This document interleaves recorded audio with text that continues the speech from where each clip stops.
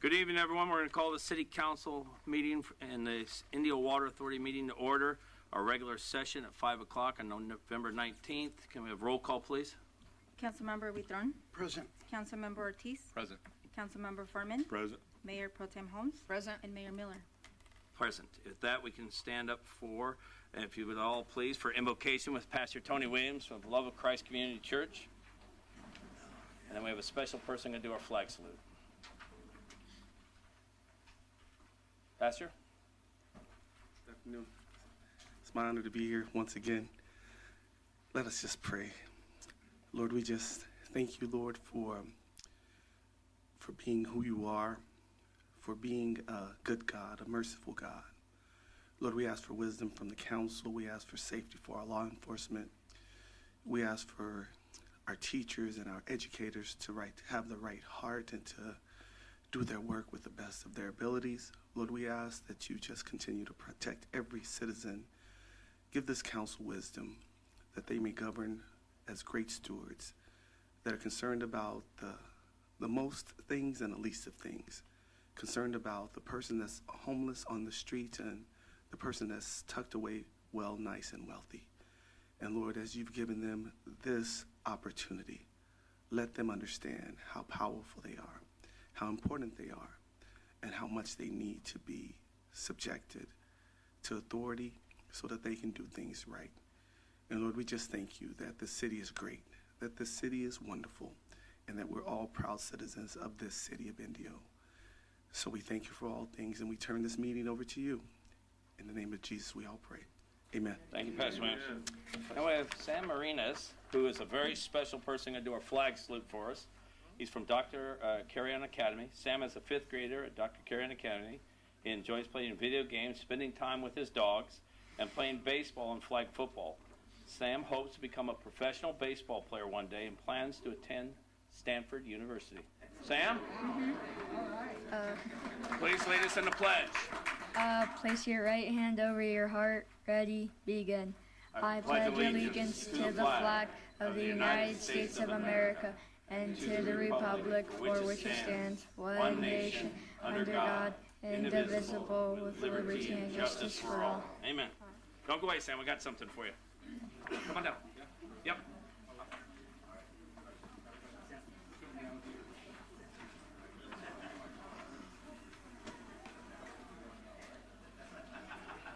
Come on, Sam. We got a little swag for you. And just so you know, our council member, Oscar Ortiz, is a Stanford graduate. So he is.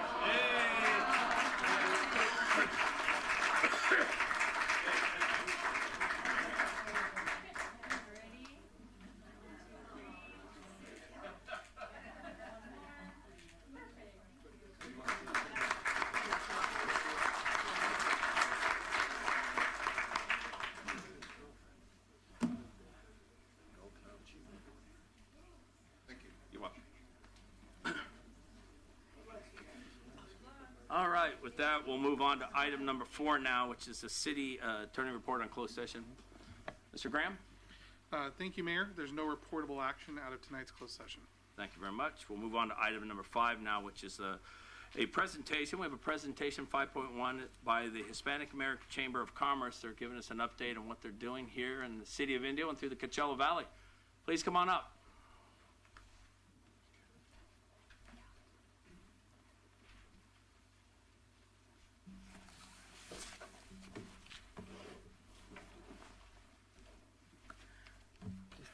Okay. Thank you very much, council members. My name is Rafael Oscal. I'm the chair and the president of the Hispanic American Chamber of Commerce. And then we are so glad today that you give you the opportunity to present for the first time in the city, the Hispanic American Chamber. The chamber born in 2002, and then just empowered the business right here in the valley. That's what we're looking for. Working with everybody, not just with the Hispanic. That's the reason the name is Hispanic American Chamber. We try to work with all the communities. And then that's the introduction only, like this is Hispanic Chamber of Commerce. And then we have addition, our foundation. We are the only one who has right now the foundation in the chambers. So we are very proud of that. So from there, I'm going to pass Carolina, who is the treasurer and the the one who guiding everybody in the chamber. So she's going to continue with the presentation. Thank you.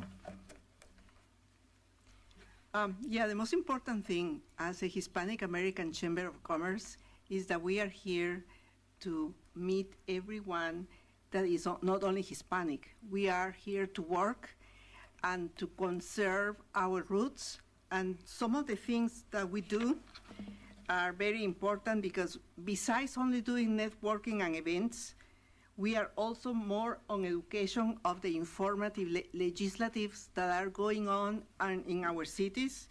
We do programs and trainings to educate, mentoring, we do certification, we do business resources.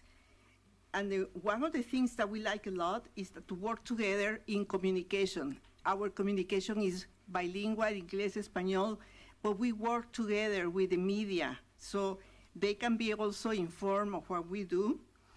And we have strategic partnerships with local governments over here in the Coachella Valley, who usually sponsor our community and our organizations that we work with. So some of the things of what we do, we have here Rudy just to talk a little bit about it. Good evening, Mayor and City Council and audience. My name is Rudy. I'm the VP of Government Affairs. As you may know, I was born and raised in Indio. I live in LA and Palm Springs now. Regardless where I live at, what I do, I represent the Hispanic community across Southern California. I'm involved from LA to Indio, different events we do. We do the Jeff Gonzalez breakfast every quarterly. We're launching on Senator Ochoa Bull Latina conference. The last time we had a Latina conference with Monica Garcia when she was in office. And we do so much programs for the community throughout the Coachella Valley. We're the only chamber in the Coachella Valley working with the immigrant community. We're providing services with ACLU, the different attorneys that we work from New York to LA, making sure that the community that is driving a lot of business, especially in Indio, lost 30% of their employees. No longer here anymore. They're unemployed. We have, I took documents, we have a lot of them that got deported and they still have family here and they're breaking up families. Regardless of how we feel what's going on in Washington, we're here to making sure the community is thriving, working together, unity, and making sure that division is not occurring, and making sure everyone has the American dream, and making sure that we participate in the social justice system that we have here.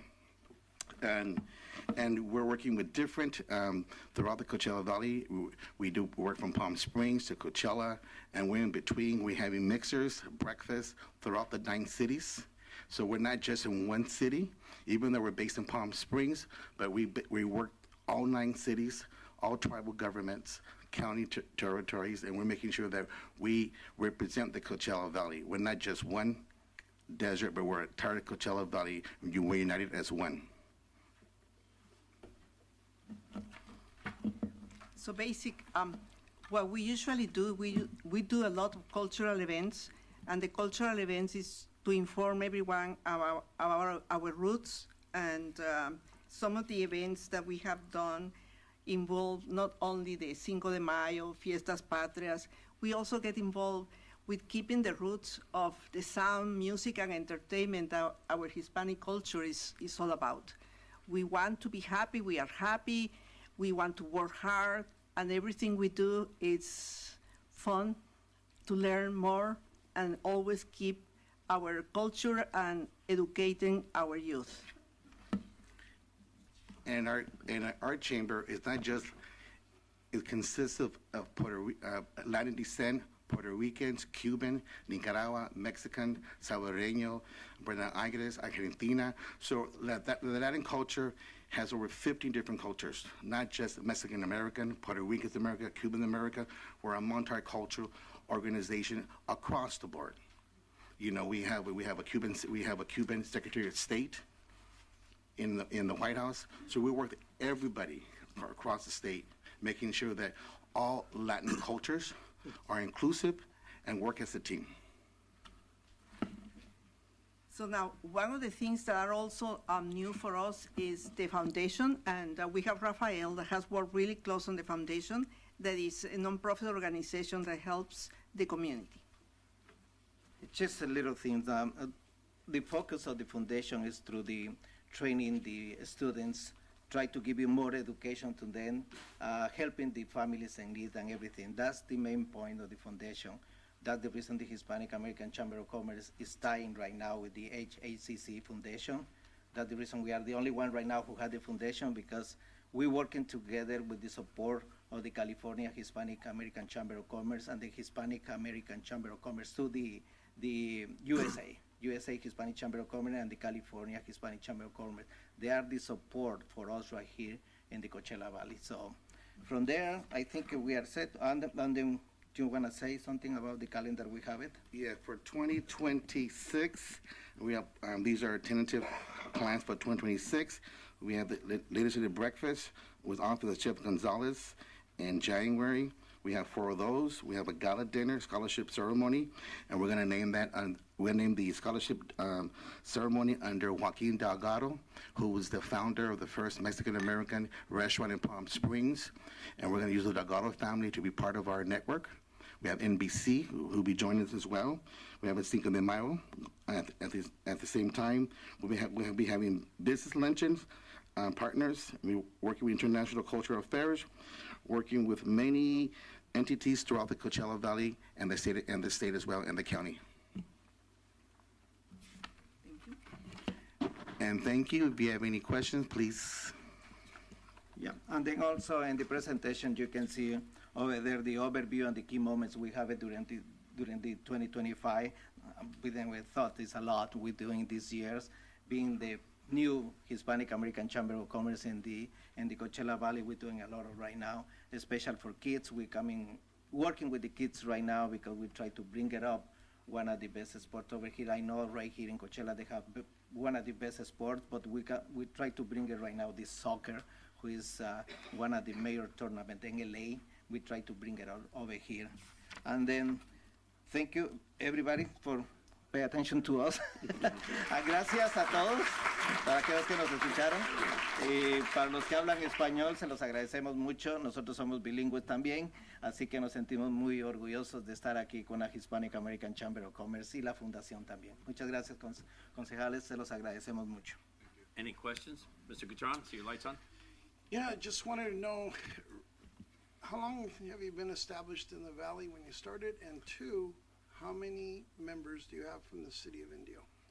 Number 1, we started in 2022. Approximately now we have about 20 or 25 Indio businesses in so far. And total in the Valley that you represent? Total Valley, we have about almost close to 90, I'm sorry. So 25 of those of the 90? Just the Indio. Yes, Indio alone. Okay. Yeah, Thank we try to leverage right now. Our goal right now is to be at least between 15 to 20 business a month to get our goal in the year. In that case, the most we can help and the most we want to do. As a matter of fact, we try to invite everybody. We're going to have the turkey drive this coming Tuesday. That we're going to give you away turkeys, because this another thing the Hispanic American Chamber of Commerce is going to do is to be right in the moment when the necessity is right there. So right now, we know that the families are struggling right now with the foods and everything. So that's what we're going to do on Thursday. We're going to give you the flyers to you. In that case, you can put it right there it's going to be right here in Indio too. Okay, thank you. Mr. Ortiz? Sure. Yeah, first I just want to say thank you for all your services. I know it's extremely important to have bilingual services for our business community out here, so appreciate that. I really appreciate the work that you're doing with ACLU as well on getting that kind of support to our community at this time. It's much greatly needed, so we appreciate that work. And then also thank you for all the work that you do in bringing, the free backpack drives and the free food giveaways and everything that you do out in the community. We see that effort as well, so just want to thank you for all that. Thank you. Thank you. Mayor Pro Tem? Congratulations, very, very well received. I've attended some of your events and will continue to. At a great organization you are. You reach out to the Hispanic community and beyond. Your events and your functions are just outstanding, and they really hit to the core of what we need here in Indio and in the Coachella Valley. So thank you for all the hard work. Thank you. Mr. Furman? Yeah, just thank you for your presentation. I attended some of your events, and I really appreciate the work that you do in the community. But I think something that's real important now, this is a chance to collaborate with the city and support our Hispanic business folks here in the city as well, and collaborate with the city. We have some pipeline programs that work with residents to get their businesses going or get their nonprofits going. So I think this is an opportunity to really collaborate with our staff and see how we could do more work in the future, and also continue to be present at our events. I think the more exposure and the more word that we get out, you could get more people in our city, and you're able to support more people. And so folks also understand that the services that you provide are readily available, but I know from working with you all that you just don't provide services for business. You are community oriented for this valley. And so I appreciate that, so thank you. Thank you. Thank you. And that's what I will try to do. It's just working with the community all the time. That's the reason the two last events in December is going to be right here in Indio, the two of them. So that's we are very proud to do it with the city of Indio. And thank you, everybody. And thank you, everybody, for paying attention to us. And thank you, Rudy. Before we leave, Yeah. in January, we're having the state of the district, which means we're having all 4 elected officials from Padilla's office, Senator Bernardo Bull, Greg Wallace, and Jeff Gonzalez. They're all going to be, it's the first time we're having 4 state officials, and we're going to have a lunch. I call it the State of the Union, State of the District, and we're hopefully that you can join us. And of course, Mayor, as I said last time, you're going to welcome everybody to Indio in January. So, and hopefully we're ready to rock and roll. Thank you. Thank you for your presentation and your support of our small businesses and our Hispanic and regular businesses also. Thank you very much. Thank you.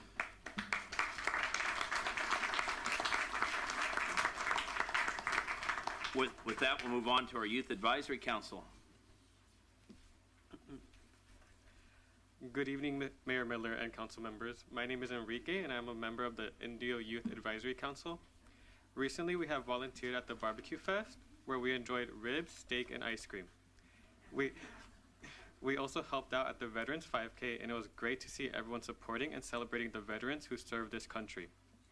At our most recent meeting, Mayor Miller was our guest speaker, and he shared valuable advice as he spoke about his life experience. Looking ahead, we will be participating in the annual tree lighting event next month and volunteering at the Tamale Festival the following days. Also, I'd like to thank everybody for the happy birthday wishes. And that concludes my report. Thank you. Thank you very much, Mr. Would you like to stay for the rest of the meeting, or would you like to be excused? Okay, thank you. With that, we'll move on to the next item, which is the city manager report. Mr. Montgomery? Thank you, Mayor. As mentioned, a very successful barbecue event, and coming up, we've got our tree lighting as well as the Tamale Festival, so an exciting time. It has been very exciting for city staff, and I'm honored and pleased to report that we've moved out of the former old City Hall, and we're in the new City Hall. Appreciate everybody's patience, both from the customer as well as all of the team. The City Council chambers is not quite done yet, but expected to be by the time for the next meeting. It looks like we might need that extra space. But we, again, appreciate all of the residents that come and do business here at City Hall and have had some adjustments. We have some parking yet to be constructed, so things are a little bit constrained. But that Herculean task of still operating on a day-to-day basis and finishing up a move is now complete, Mayor. That's my report. Thank you, Mr. Montgomery. Thank you, you and your team, for all the hard work you do every day for our residents and the council. With that, we'll move on to the City Council conflict of interest. Does anybody have anything they need to talk about or recuse themselves from? Okay, then with that, we'll move on to the City Council reports on meetings attended for the Government Code Section 53232.3D. Mr. Goutron. Thank you, Mayor. Well, a lot of things going on. On Thursday, November 6th, we had the annual Public Safety Support Services Dinner in the City of Indio. It's an opportunity for all Valley public agencies, fire and police and sheriff's office and ambulance. And that is celebrated throughout the 9 cities in the county area in the Coachella Valley. And this year, the host was the City of Indio Police Department. And it's those folks that you meet at the front counter. It's those folks that you get data from. It's those folks that maintain our property evidence. It's all the support staff that helps the front line. So it was a nice event at Heritage Palms Country Club, and it was really nice to recognize everyone's good hard efforts to keep the public safety moving, and you can't do it without the support staff. So that was really eventful. On Friday, November 7th was the Dia de los Muertos in the city of Indio at our famous Coachella Valley History Museum. If you haven't been there, you should, because it represents the history of not just Indio, but all the Valley communities. And it's celebrated on Dia de los Muertos, which is traditionally a moment in time in the Hispanic culture to recognize those that you loved and those that were special to you. But it's a good celebration. It's always well attended, and all the funding collected goes back into the Coachella Valley History Museum. So if you haven't visited there, you have the 1909 schoolhouse, the Deep Museum, the Adobe House, the Smiling Dr. Tyler home, and also upcoming is the infamous, now currently being worked on, is the railroad dining car, and that's going to be just a masterpiece when it's done, representing the history of our community, specifically in Indio, California. So I really was excited about. On Sunday, November 9th, it was the American Legion, our veterans, our veteran riders, which is all those folks that love riding their motorcycles. They took an opportunity to recognize our veterans on that day, and supporting all their efforts by having a really nice car show and classic cars and hot rods and whatnot. And it was well attended. Obviously, if you haven't been to the American Legion, or how many of you are veterans and you live in Indio, you should stop by because it's a great benefit to supporting our veterans. On Monday, November the 17th, I had the privilege of representing, thanks to the appointment by the mayor and the support by the Mayor Pro Tem, is our Coachella Valley Mountains Conservancy Board, which helps protect all the desert lands that are currently being protected in the wildlife and what really makes the Coachella Valley. And there's a lot of growth that the Conservancy is gaining just north of us off Dillon Road. Again, the challenge of protecting our local native plants and animals and so forth, which Oscar Ortiz is very fond of doing that. So it's really nice to see the efforts, because we wouldn't have a beautiful valley if we don't make those efforts. And then on Wednesday 19th, today, was very special because we had the All Valley Public Safety recognition of all our law enforcement, the front line. And it was really nice. It was a well-attended event, and I'm really happy to say I saw Fire Chief White here. Where's the fire chief? There's so many people, he's on the backside right now. So anyways, it's really nice to recognize, obviously we have a contract with Riverside County CAL FIRE, but it is our fire department. And we're proud that this year's firefighter paramedic is Nicholas Ontreros, and he was recognized today. And then the other thing with Chief Tully, who's here, is our department from the police department, was a Detective ADJOURN Justice. And he's a detective who did very well in solving a lot of crimes and everything. The special thing for me is he's homegrown and a graduate from Indio High. And along with our professional staff that I mentioned earlier is our property evidence room. All that stuff that during investigations or anything that's held in evidence, we have a beautiful brand new warehouse, and it was basically it's our property evidence. That's what it looks like. And the two young ladies that are working there, Jessica and Elizabeth, have done a great work. I can't say enough words that the chief has already mentioned, but you should know that everything that involves crime and is in evidence is well safed and taken care of, because it's there to prove people have done bad or those people that need help. So with that, other than the barbecue festival was wonderful, but I'm excited because we're celebrating the Tamale Festival the first weekend, and I've been at it with the Tamale Festival since I was a kid. I can't wait for it to go back downtown, because what happened with barbecue, we'll be swinging tamales next year in 2026 in that same location, and that's what we're looking forward to. Thank you so much. Thank you, Mr. Catron. Mr. Ortiz? Thank you, Mayor. Last night I attended the Sunrise Rotary Law Enforcement and Veterans Recognition Dinner at the Coachella Valley Rescue Mission. I want to congratulate Detective ADJOURN Justice on his award for this year for the Indio Police Department, and congratulations to all of our other awardees as well.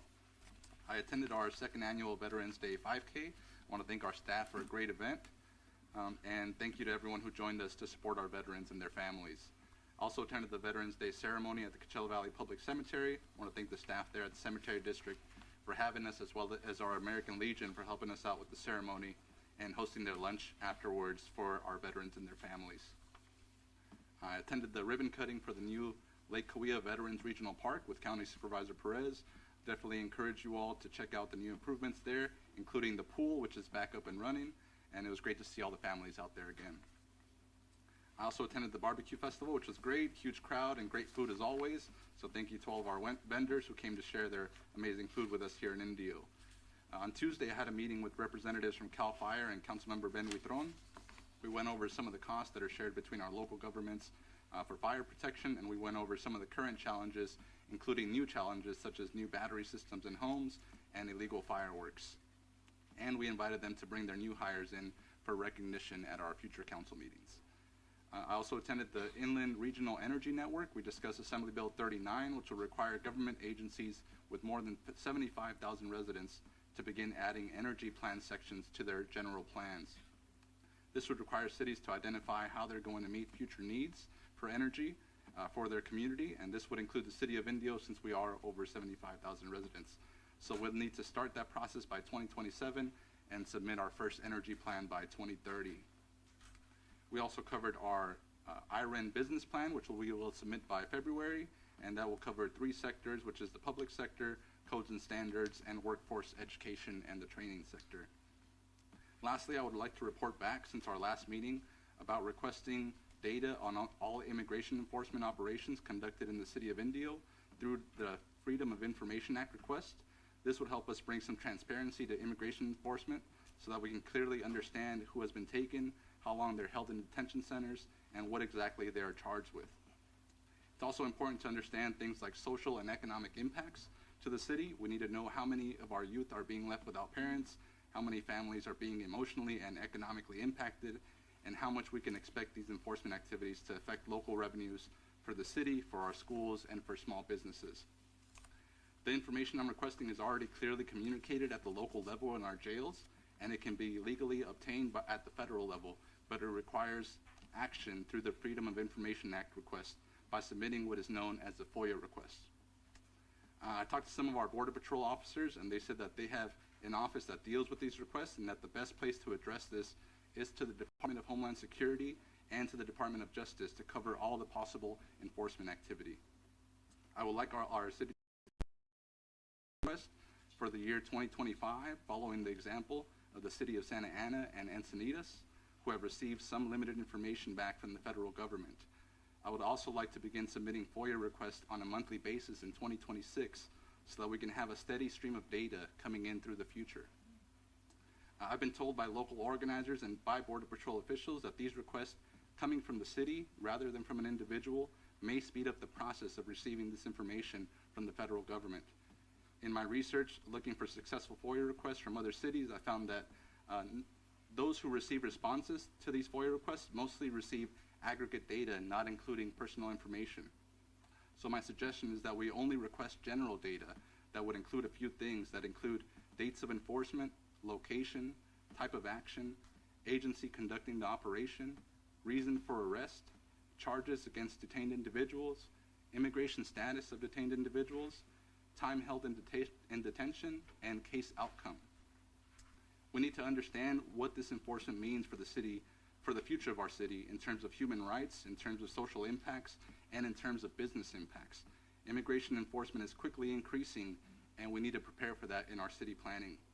It's legally required that the federal government provide this information, but we have to ask for it. And asking for it on the city level makes it much more likely that this request will be answered by federal agencies. My request is that we bring back an action item at our next council meeting to consider this FOIA request for 2025, as well as monthly FOIA requests for 2026, so that we can inform our community and be prepared for the social and economic impacts on our local families. That's all I have, Mayor. Okay, thank you, Mr. Ortiz. Mr. Ortiz is asking for this to be brought back. I personally don't feel comfortable getting engaged in something that we have no jurisdiction over. It should be the work of our Congressman Ruiz. It's his foray to be able to come up with that information with Homeland Security and then can pass it on to not only our city, but other cities. I think our resources are limited to what we can do, and I don't think it's in our jurisdiction to be able to dictate anything. And if we're going to get basic, small information, that's not anything that the individuals or their family members can't get. And I know Council Member Furman talked to Homeland Security or Border Patrol and talked about it, but I don't feel comfortable. I'd have to see what the rest of the council would like to do. Do we have 3 votes on bringing this back? Well, I mean, I do support it, and I'll tell you why. You know, we talk a lot about serving our city and serving the people who lived here, whether you were born here in America, whether you're born here in Europe, or whether you're born here in South America. We have a lot of people in our community from Canada as well who call Indio home. And those folks work in our hospitality industry, they work in our healthcare, they work in our casinos, and they work in our restaurants, and maybe even do some of our landscaping. I think we owe it to some of those folks and their families to provide resources where they could go to get assistance and also gain citizenship if that's the ultimate goal or if that's the issue holding them up. Now, I get what the mayor is saying. This is a bigger issue. It's a federal issue. And I also want to add to this, or just add in the conversation, we as a council and as local governments in our valley, on a broader level, need to communicate with our federal representatives that we need comprehensive immigration reform. And that should be the ultimate goal.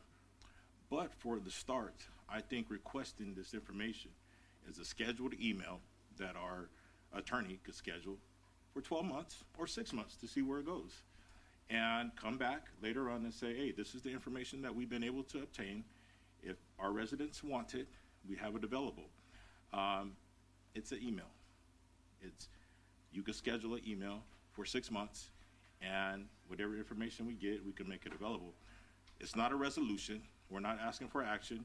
We're not going against the federal government's enforcing laws. Everybody has a mission. We all don't have to agree with everybody's mission, and we understand that. But in the course of that, I think we have an obligation to support taxpayers in our city. So that's what. Mayor Pro Tem? Thank you. This is one of those heartfelt situations where we certainly want to help and lend a hand to those in our community. However, I just have a different approach to doing that, and I think we need to go through our congressman's office. I think he needs to be able to provide whatever the information that we have. There are several organizations in our city and beyond that work with immigration that can help the process, and perhaps we can work more closely with them, team with them to try to provide some information. But I don't agree with going after or the Freedom of Information Act.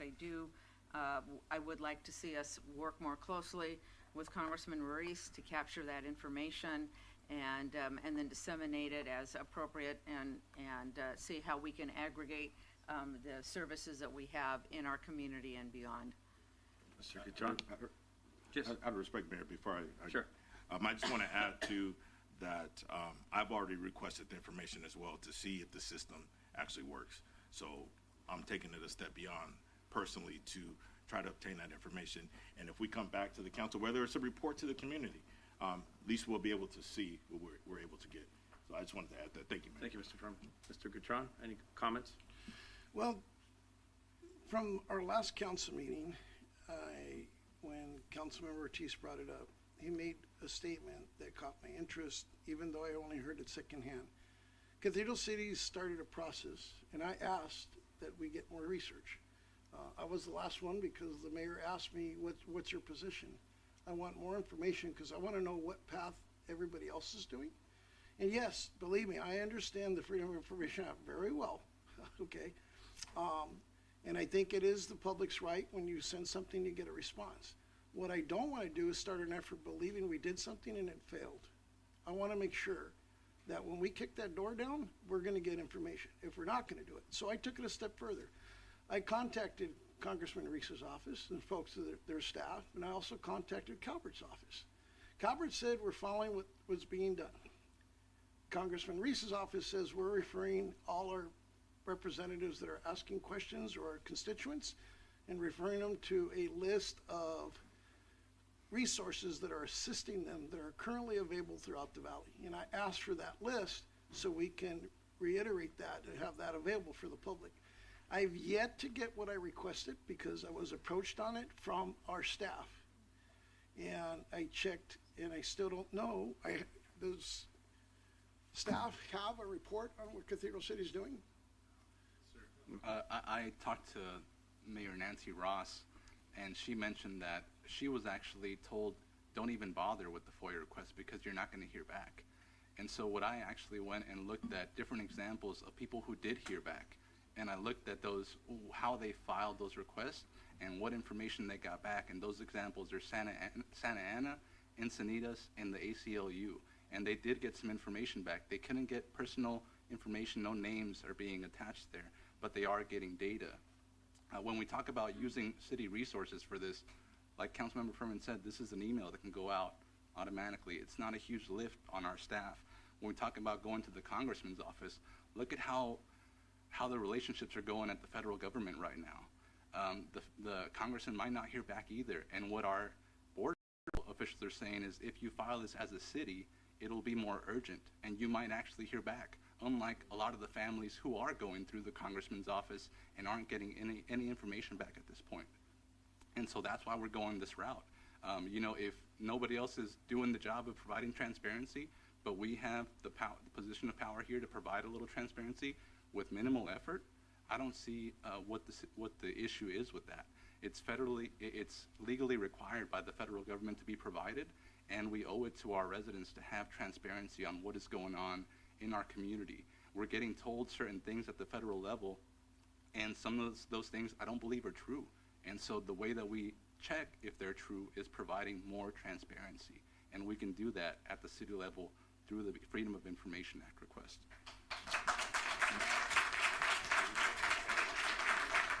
Now, I just want to do this back.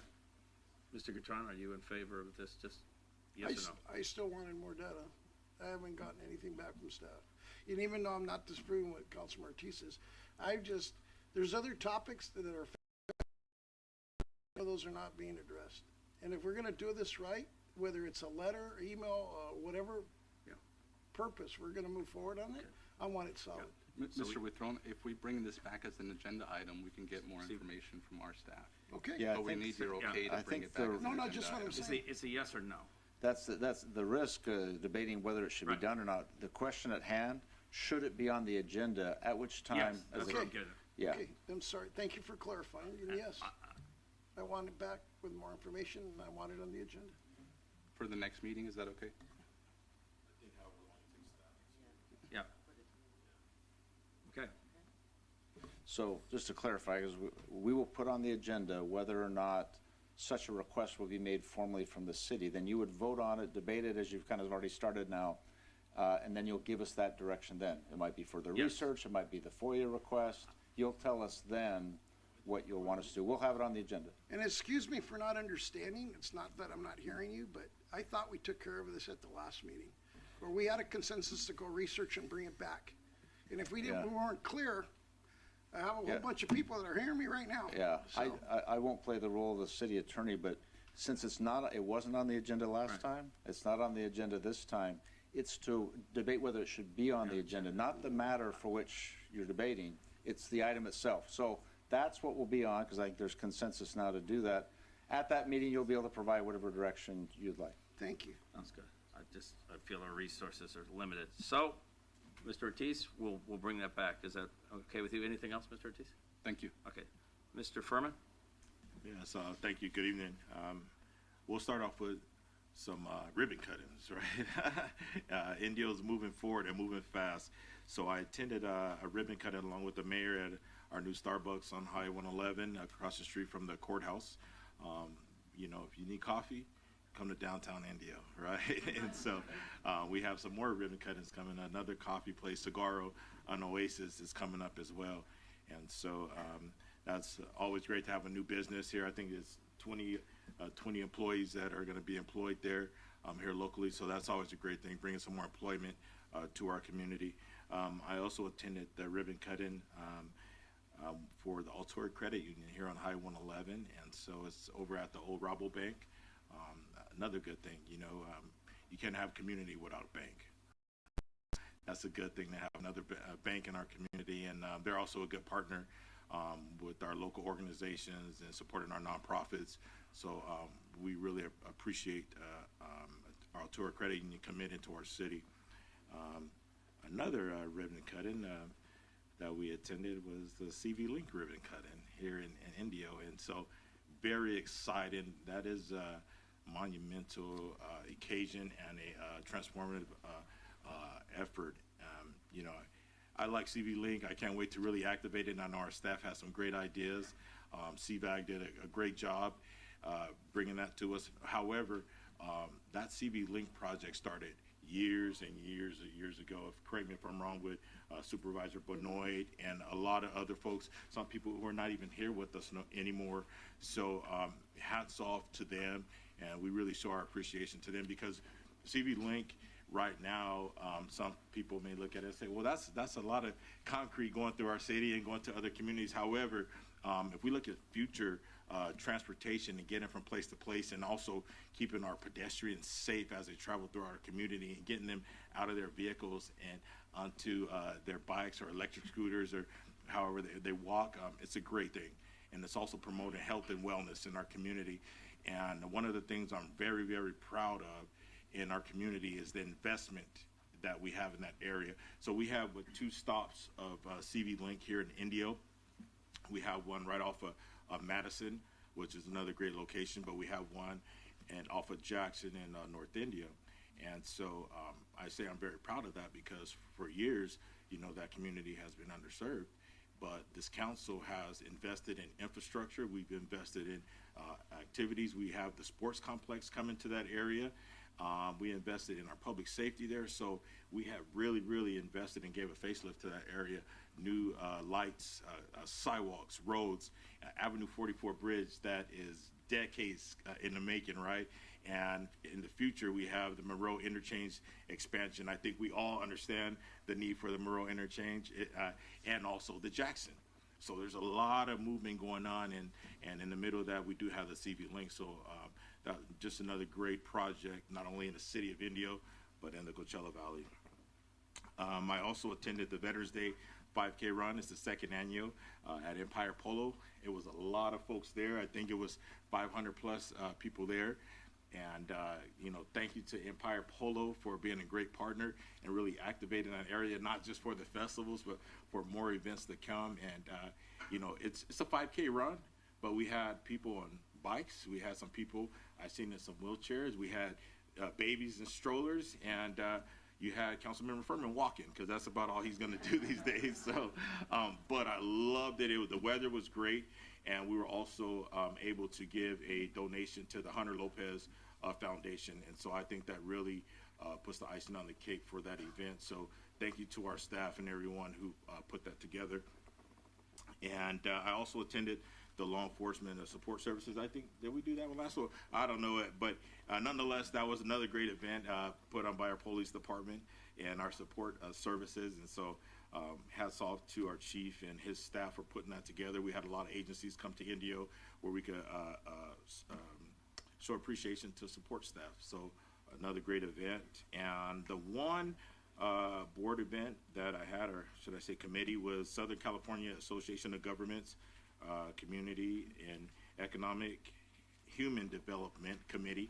And that meeting is held once a month in downtown Los Angeles. Sometimes I do travel to LA, sometimes I'm able to do it on Zoom. Nonetheless, during that meeting, we had an item where we had an organization by the name of International Downtown Association who did a presentation along with the city of Lancaster on revitalizing downtown Lancaster. Well, the buzz during the meeting was, you guys need to check out Indio, right? And so I was on deck to speak, and I was able to share a lot of the great things we've been able to do in our downtown area, from public safety, infrastructure, entertainment, restaurants, open green spaces, and a lot of what we're seeing now, the construction. And so today, myself and the city manager and Miguel Ramirez, we also met with the International Downtown Association to share more of what's going on in Indio and how we can collaborate with that association, and also work with other cities, not only in California or Southern California, but internationally, to share how we got to where we are in Indio. So our journey is great. Every city has a story, and Indio has ours, and we love to share it. So thank you to our staff. Thank you to this council, and we're looking forward to continue to grow in our downtown. But it's just a catalyst in our city. I think it's going to spread. It's spreading all over the city. There's construction on all corners of the city, and I think our trajectory is going sky high. So some of these challenges that we may talk about, advocacy leads to greatness, and I think we're on a great path. So that concludes my report, Mr. Mayor. Thank you, Mr. Furman. Mayor Pro Tem? Advocacy leads to greatness. Okay, so somebody needs to put that on a front. That's really, really profound, and put your name to it. That's excellent. You know, I just wanted to go back to CV Link because I remember the early conversations I had with John Benoit. I mean, the vision of that really also included people that could use that CV Link to get to work.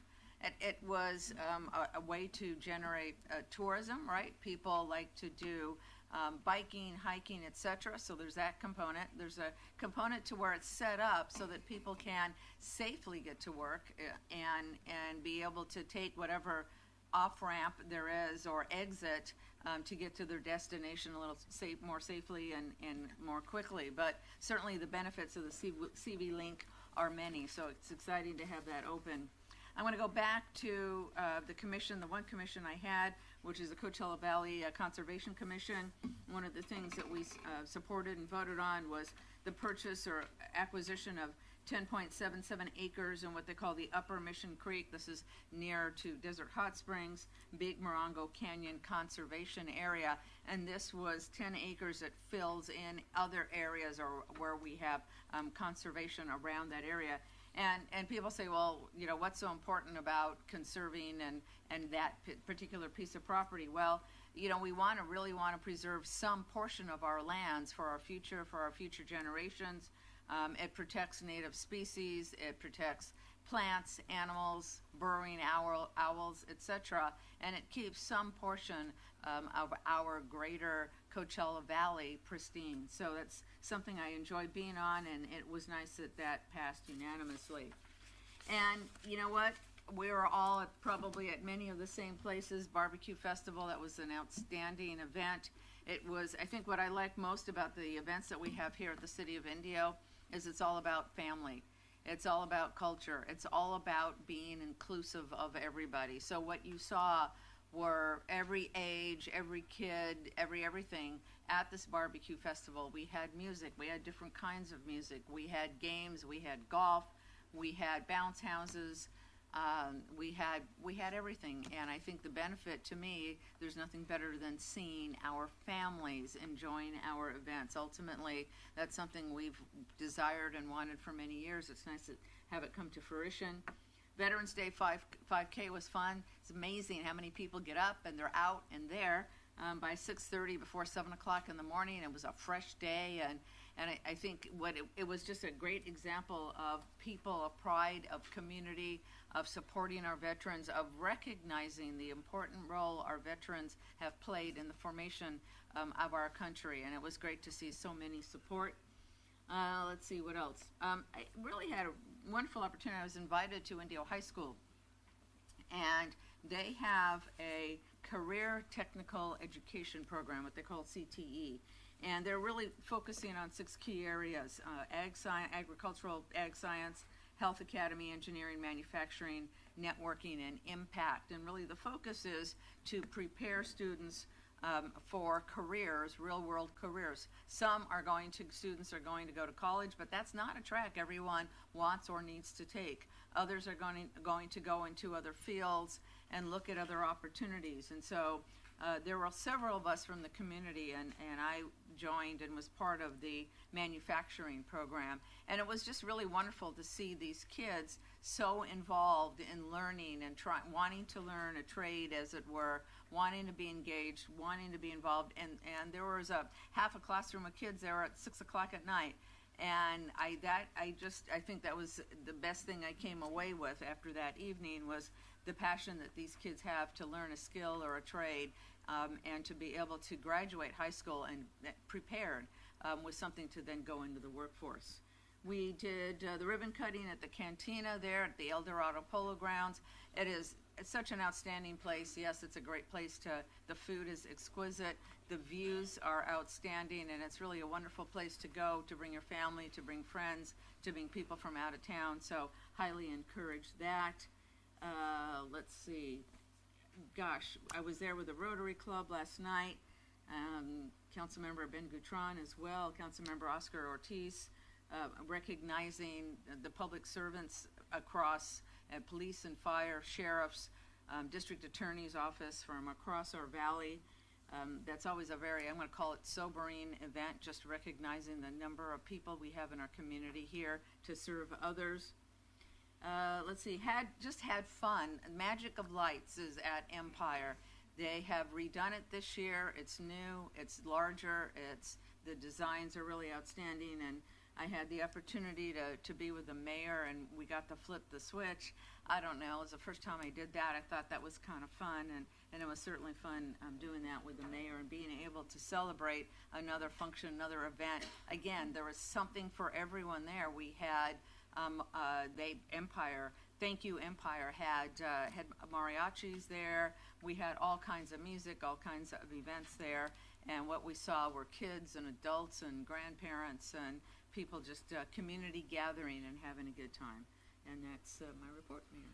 Thank you, Mayor Pro Tem. All my committees were dark. A lot of these events, a lot of us all go to. We were available to go to a lot of ribbon cuttings and other things to recognize our businesses. But first off, I'd like to do the hats off to our staff and for our barbecue festival. Over 9,500, not including kids that don't have cell phones, which is probably a very few these days. But, almost 10,000 people downtown, and our staff handled it with grace, making sure that everybody there enjoyed themselves. There was music, there was food, and that's really what that downtown space was supposed to be, our center stage. We made it to be a focal point of our downtown, and as you continue to see it grow, you'll continue to see all the ribbon cuttings that we have. You heard the cantina, you have CV Links, and for those who don't know what CV Links is, it's a trail that goes from Coachella through La Quinta, a concrete along the wash. Yeah, there's an iron wash, but there's a trail that goes through, and bike riding, walking, electric cars. It was a way to be able to get people out, not only to walk, but to get from point A to point B without being on the main roads. And it goes all the way up to La Quinta, and it'll eventually go through our music line, which will go all the way to Coachella up that part and to the cove on the back side. It was a brainchild of our late Supervisor John Benoit, along with Tom Kirk and a few other mayors and different people from all over it, and it's come to fruition. 40 plus miles of it, 4.6 of it is in the city of Indio, and so if you ever want to be able to go, there's a couple points. One's North Jackson Park. There's the one in La Quinta by Home Depot that you can get on and go through the city of Indio and see how beautiful the area is. So my hat's off to all the ribbon cuttings. And then I was able to speak to the Youth Advisory Council. If you haven't noticed, we have a great group of young adults that are coming into their own, and they're supporting our community. They're the eyes and ears of our youth that give information and support to City Council and our staff so that we are able to provide them with the opportunities or the things that they feel they need. And so I was there to listen, talk to them about my role as being the mayor, but also how I got there and how it's so different than when I was a child. And they were absorbing it all and talking about what their plans were, and it's great to see our youth looking at the future instead of worrying about today. So I was very impressed by them. And as you see, the Magic of Lights, Empire Polo Club's a great partner with this. Not only the concerts, the largest lacrosse tournament in California, the largest field hockey tournament in the United States, dog show, art park, Magic of Lights, polo matches, you name it, it's there, not only with the concerts, so our thanks to all of them. And then lastly, I was able to welcome 15 of our National Guard soldiers into Fine Food Bank. If you haven't seen, Fine Food Bank is struggling with trying to get the amount of food out, not only because of the shutdown, just the sheer amount of food now that they have their new warehouse bringing out. Over 2.5 million pounds a month of food goes out to 150 organizations that then distribute it from Arizona River up to Banning Beaumont and then all the way down to the Salton Sea. And so 15 of our soldiers, 4 of them who have been here before during COVID, we're able to now work 2-month shift to be able to help support Fine Food Bank, not only in the packing and that, but also their distribution. So my thanks to the governor and the National Guard for coming out and helping us, because their ability to work and do things in an orderly fashion, and they're there just to work, where Fine is looking at volunteers. But think about that, 2.5 million pounds of food a month they distribute out to those in need. So there is a great need, and without their support, I don't know if they'd be able to do it. So thank everyone for all the committees. Yes, go ahead, Mr. Furman. Yeah, everybody can volunteer at the Fine Food Bank. It's kind of like the city of Indio. If you need to know anything, you go to indio.org, and you can find out anything about the city, and anybody need to. And Fine Food Bank is the same way. Finefoodbank.org is a part of it, or find.org, I believe it is. You're able to see the support they are. You can sign up for a shift to be able to help. You can help distribute, so they're always looking for anybody that can help them with their mission, and that is to pack food and get it out to those who need it. So with that, I will move on to the next item, which is the consent calendar. And before anybody does anything and move, we are going to pull 10.11, excuse me, per staff. We are not going to look at that. We're going to get more information, and we will bring it back. But the rest of the items, 10.1 to 10.10, and then 10.12 to 10.14. Is there anything that anybody wants to pull off that agenda to look at or talk about? 10.8, please. And then I'd like to pull 10.14. 10.8, 10.14. Anybody else? Okay, Mr. Gutron, 10.8. I just wanted, since their city attorney prepared this, to kind of, sorry. Thank you, my apologies. I would like the city attorney to go over the ordinance of what we're doing, and then I had some comments.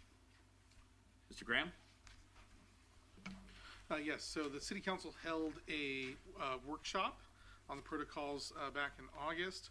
They had 3 main items of feedback. The first one was a 90-day blackout period before elections regarding using city resources for things like town halls. The second one and the third one relate to each other. It was mostly, what is the order of precedence for members of the council when the mayor is unavailable, either for community events or for media relations. We took the feedback that the council had on that as well, and put a specific order of precedence so that everybody knows who's going to be representing the city at those events. I have the new version of the protocols attached, and a red line was provided to the council as well. Happy to answer any questions that the council member or others have about it. So I just had just a couple of things. If I can refer you to section 5.2 real quick. Just look at my notes. The only thing I had to offer in thinking about it is you have here on the close to the last paragraph, the mayor retains the direction to review, defer, and prioritize such items to maintain effective conduct of the council business, otherwise directed by the majority of the vote of the council. So you're looking for a vote rather than a consensus? Because normally it's been a consensus to put something in the agenda, just like we just did a little bit ago. So, we took that as 3 affirmative votes of the council. Normally, you're right. Normally, consensus is what guides placement of the items on the council, but sometimes we don't have consensus, and so we need to have a vote from the council. So would it be either or? Yes. So we take consensus as the unanimous direction of the council. Because, for example, what Councilman Ortiz did earlier, I would thinking you're just having vote. Whoever interprets it later is not going to know that they're going to have that option. I think when the way we understand consensus is that it's the unanimous consent of the council to take action. So we will list that? Well, if you would like us to revise this further and add that, we can. I don't think it's necessary for it to operate the way the council has been operating. 5.2, I actually think the way it's written is how the council operated today. And that was the goal for most of the protocols, is not to create a new process, but to document the existing practice and process of the council. Well, there was some changes made because the mayor, since he's been mayor, has been saying, I direct the agenda.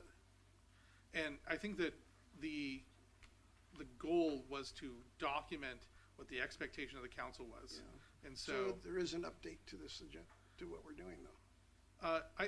Again, the goal when we talked about it in the study session and now, Yeah. the intent of these rules is not to change how you operate, but it is to state how you have been operating historically. Historically, the mayor has exercised a great deal of control as the presiding officer of the agenda of the council. That isn't necessarily how every city operates, but it is how this city operates. And is that in this? It is. It's right here. Okay. Just wanted to clarify that, because, okay? And so, like you saw earlier, the mayor did not want to place something on the agenda. The council voted, and it will be placed on the agenda. Okay. One more real quick, if you don't mind. The next question would be 8.22, the use of city letterhead and seal and logos. So what I'm asking is, it doesn't again change what we want to ensure to continue the existing practice that we're doing, and being able to place the logo and or seal on clothing or what we currently allow, right? Am I understanding that correctly? That's correct. So Okay. one of the things that we talked about in the study session is that there is state law on these particular issues. There's also the municipal code, which is city law, and then there's the protocols. And one of the things that you had brought up specifically, not in relation to this one, but another section was, are these identical requirements, right? Are they identically stated? And they are meant to exist in harmony. The protocols is supposed to be an accessible recitation of the general rule. I mean, we could have on use of city logo simply put a reference to the municipal code. But the goal was to state it in a way that's easily accessible by everyone. It is harmonious. They do achieve the same goal. The primary concern with 8.2.2 is to ensure that city logo, city seal is being used for official purposes and not for personal purposes. And I understand that. And that's been my thing since I started. We're using the logo a lot, but there's conversation that that's our city seal. Yes. That's what established the city. What we do to market, which is very nice, doesn't really represent the city officially. That does. And I think that, if the council wanted to have a discussion about when to use the seal versus when to use the logo for city documents, official presentations, I think that would be fine. I don't think 8.2.2 addresses that. What 8.2.2 is attempting to make very clear is that seal and that logo are for the official use of the city, not for personal use. I appreciate the clarification. Absolutely, sir. And when you say personal use, what do you mean by that? So, for example, someone couldn't use it and place it on their own clothing to sell, right? That'd be their own personal commercial use. You couldn't put it on campaign mailers. Yep. That it gives individuals the impression that this is an official communication from the city. And so that's the distinction. But any council member here, if they're doing official city business to introduce themselves with another body or doing government affairs representing the city, they'll be using those items. Sure. So if you're writing an official communication from you as a council person, you can use the seal or the logo on your letterhead. Yeah. There's no checks and your balances. business card as a council member, yes. Thank you. But if you were sending a personal letter of recommendation for someone, you would use your own personal letterhead. I just wanted clarity because I don't want to abuse the privilege, but I want to know I could use it for official business. Of course, sir. Thank you. Any questions? City Clerk's office is well versed in this, so is City Manager and myself. Yeah, Happy to answer any and I questions. might add on that one, this is the code, referring back to the code. When we talk about branding, it is a whole other topic, and if that needs to be brought back, we could do that. But it's an example might be if you have a football team and everybody's going to wear the same uniform, yet somebody wants to modify it in some way, is that authorized or not, right? So that's a whole different branding discussion, different than referring back to our city code saying this is why and how it can be used. So that sounds like it might be a future discussion, not this protocol. My thing is, you authored the document, I'm asking the questions. Thank you, sir. Absolutely.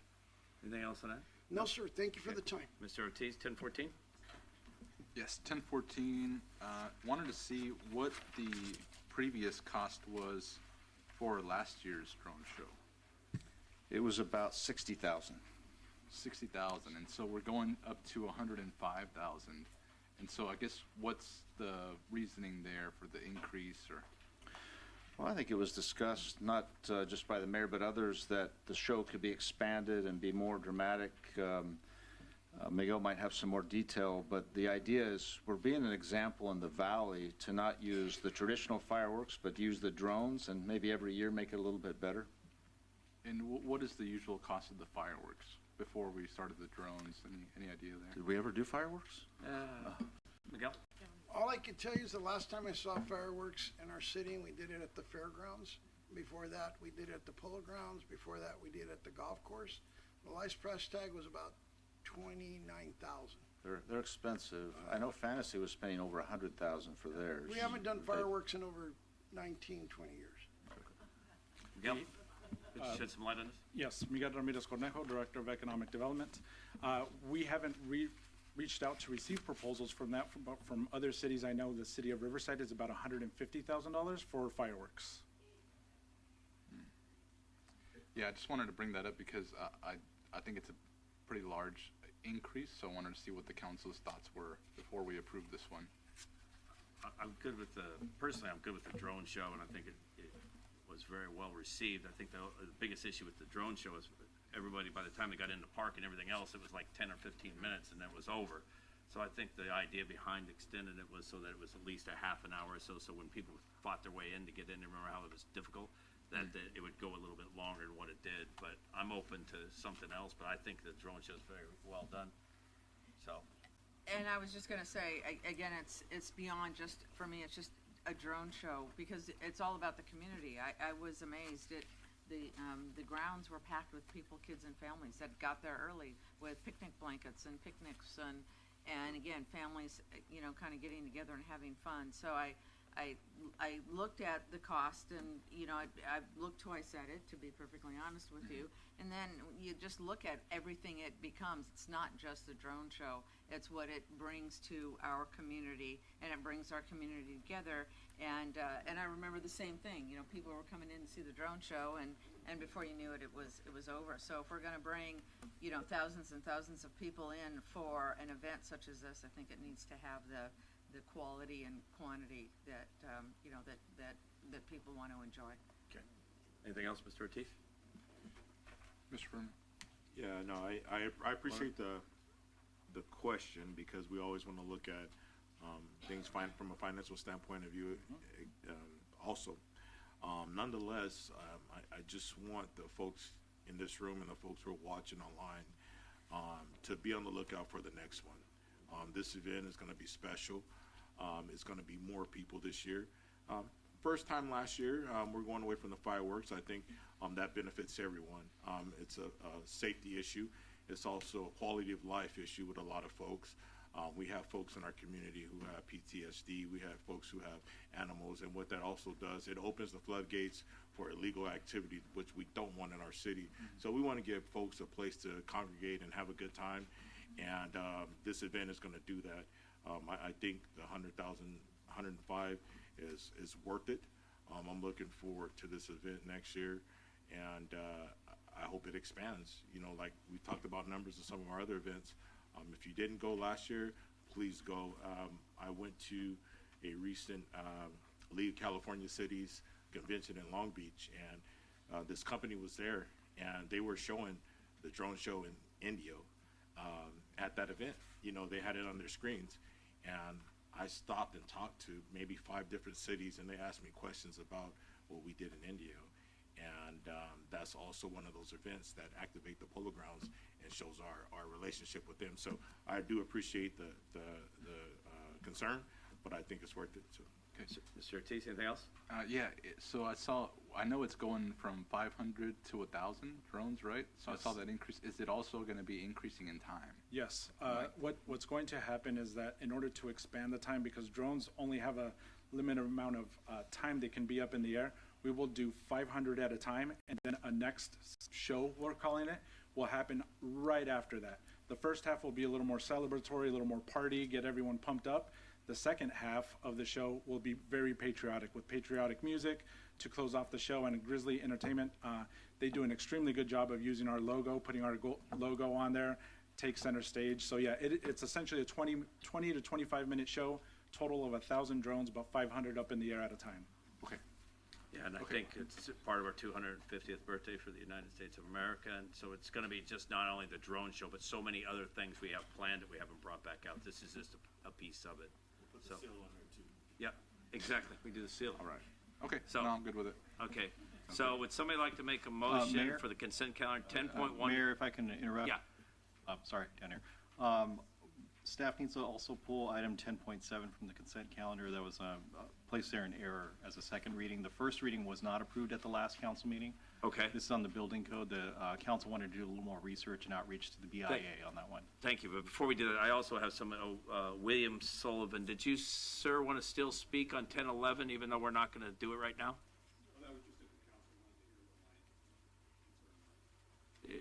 You're more than happy to come speak if you like. If not, we can to our next time. We don't know when it's going to be coming back. The staff has asked it to be pulled and to be reviewed.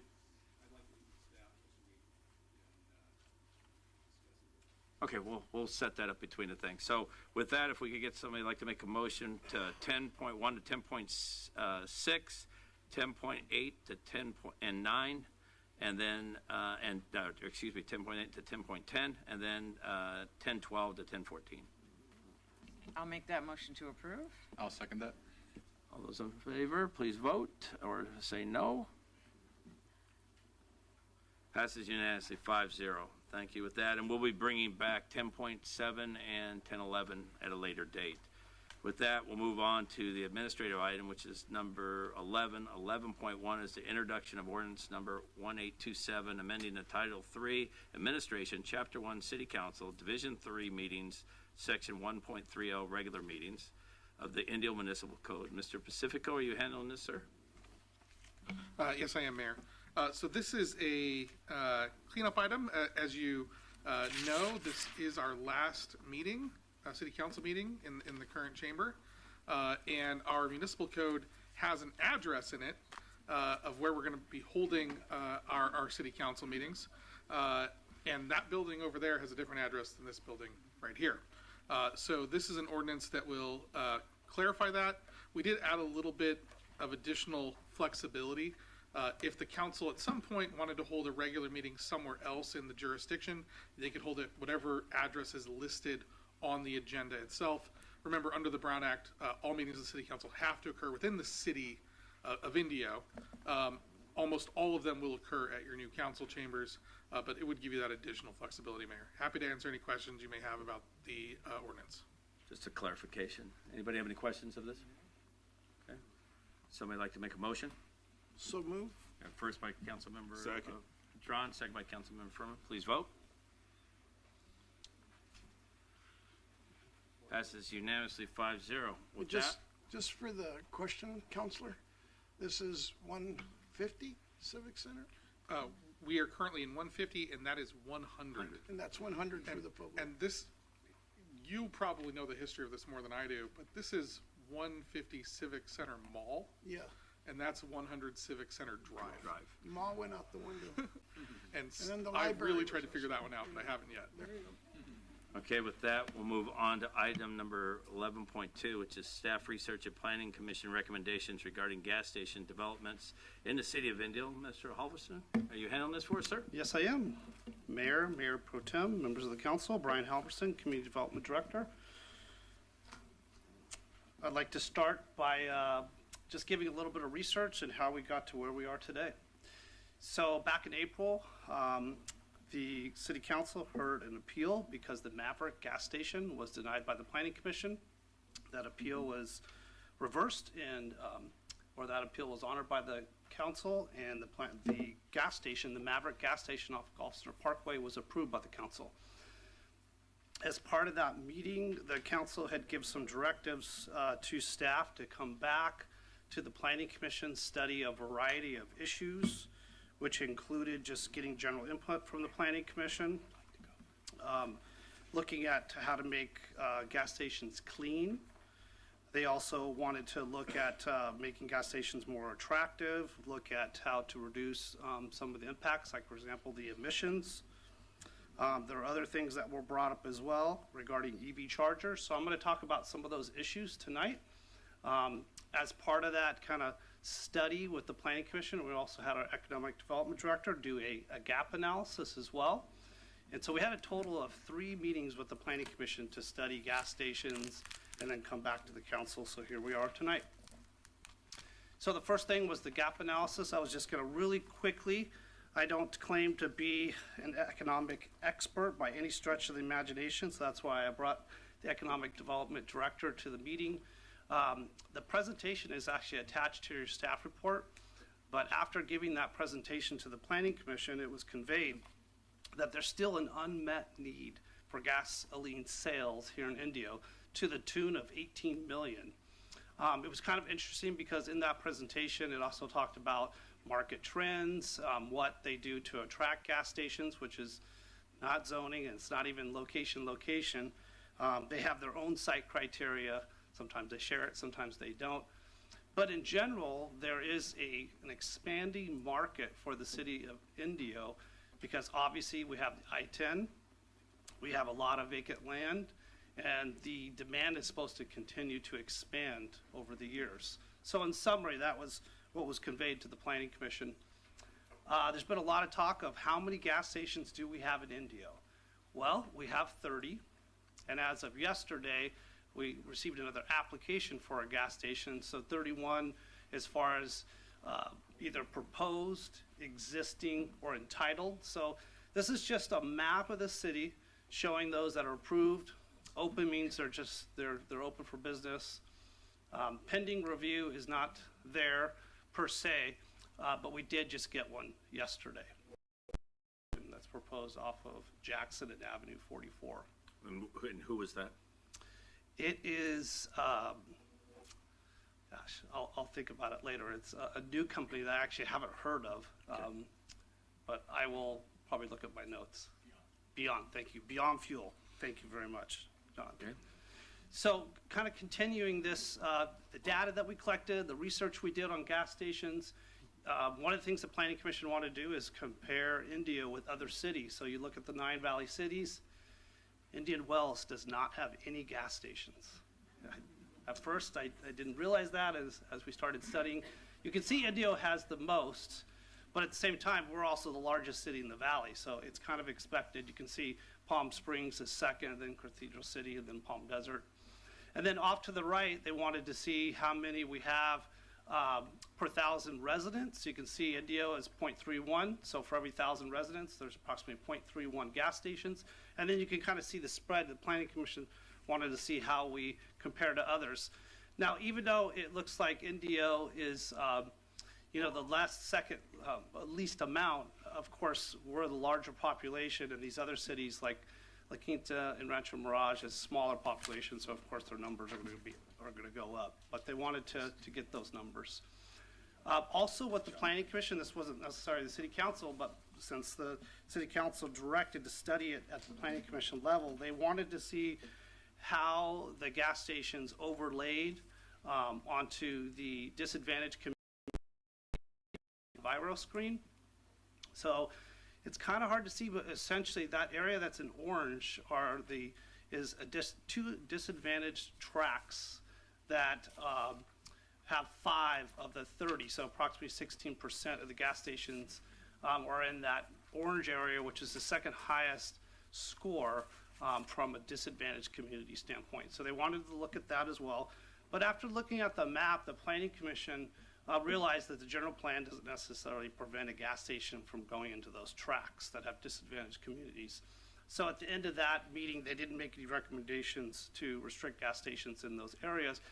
But I do want to say that when they denied the Maverick gas station, that was one of the findings they made, is that it was in a disadvantaged community. So that's why they wanted to look at that. Another issue is regarding EV chargers. That was brought up by the council as far as potentially requiring more EV chargers at gas stations. Look at the requirements of the Green Building Code, discuss it with the Planning Commission. Essentially, they didn't want to require any additional EV chargers based on there's certain areas of the city that might be limited in power. So essentially, even though we gave them the Green Building Code requirements and based on a certain number of parking spaces, you would have to do an EV charger, but they were concerned that because of our sometimes limited power that they didn't want to require any additional EV chargers. They also the council wanted us to look at landscaping and the possibilities of requiring more landscaping at gas stations.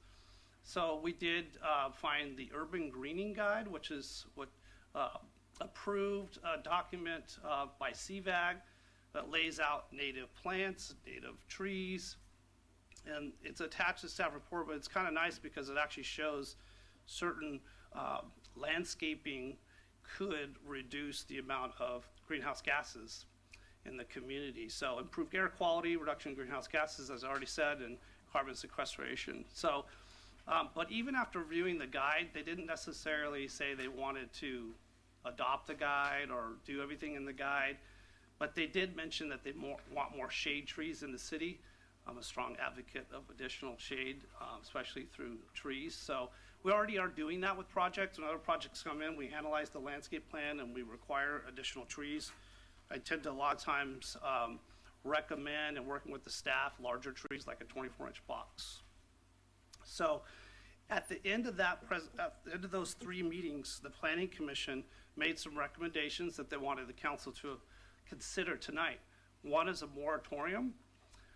They felt like there was too many. They wanted to pause and they wanted to study gas stations, and they came up with a moratorium. They also realized that if there was a moratorium, they would want to study gas stations in the city of Indio. So that would give them time, or the city time, to study, what is the market demand. Even though we have Miguel and his team, he can only do so much. We would have to hire a consultant. So I think I put a timeline in the staff report. Could be several months, could be $20,000, $30,000, $40,000. That's just an estimate. We don't have any bids at this moment. But taking that in consideration, the staff also wanted to put out some additional options that could be considered, because in our research, we also looked at all the other cities in the valley. So another option could be amending the code. So have stricter standards for architecture. You could also have a land use buffer in some of the valley cities, not a lot. They sometimes would restrict gas stations at intersections, for example, no more than 2. And there's also some spacing. There are some, at least a couple, that have a spacing requirement for gas stations. For example, a 500-foot space or gap. But none of the cities had a cap. So we don't have a cap. No city in the valley has a cap on the number of gas stations. So, and then of course last is you can do nothing, no change. Just continue to allow the zoning to take place, the free market demand, which is what we've done. That's why we have the 30. And so with that in mind, I wanted to conclude my presentation by just reiterating these are the comments and the recommendations we got from the Planning Commission. I'm available, as well as other staff, if you have any additional questions regarding this research or the recommendations by the Planning Commission. Thank you. Brian, quickly, on a new gas station, don't they have to have a CUP under state law to Well, it's be able under to put one in? UDC, Mayor. The UDC does require a conditional use permit. So they need to basically go through design review. That comes to the Planning Commission. So it's already baked into our code as well. And if they want to have a ABC license, we also have the control over that also. Yes. More than likely, it's saturation. So without the ability to sell beer and wine, and that most of these convenience stores, which are the big draw between a lot of this, wouldn't be able to function. I take that correctly? I think I agree with you, but obviously it's speculation, but I think I agree that is a huge component for the convenience store that goes along with the gas station is the alcohol sales. Absolutely. So we have this here. We also have one person that'd like to speak, so we can either discuss this among ourselves first or have her come up and speak. Which would you prefer? Ms. Jackie Lopez, would you like to come up on 11.2?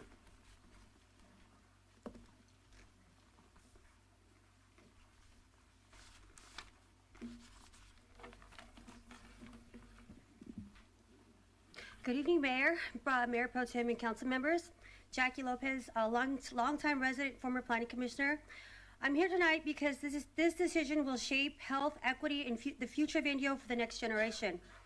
And the information before you simply isn't enough to justify moving forward without a pause. The staff report states Indio has 30 gas stations and 1 pre-application. But the verified number, the number that matters, is 31. 25 open, 5 approved, and 1 pending. This is not a small error. When you assess saturation, environmental impacts, and district level burdens, even a single missed facility can shift the entire picture.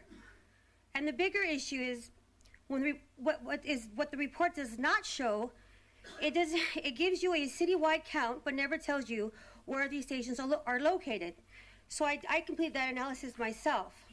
So in District 1, Councilmember Guitron, you have 3 stations. Coming at number 1 is Councilmember Furman, you got 8 stations.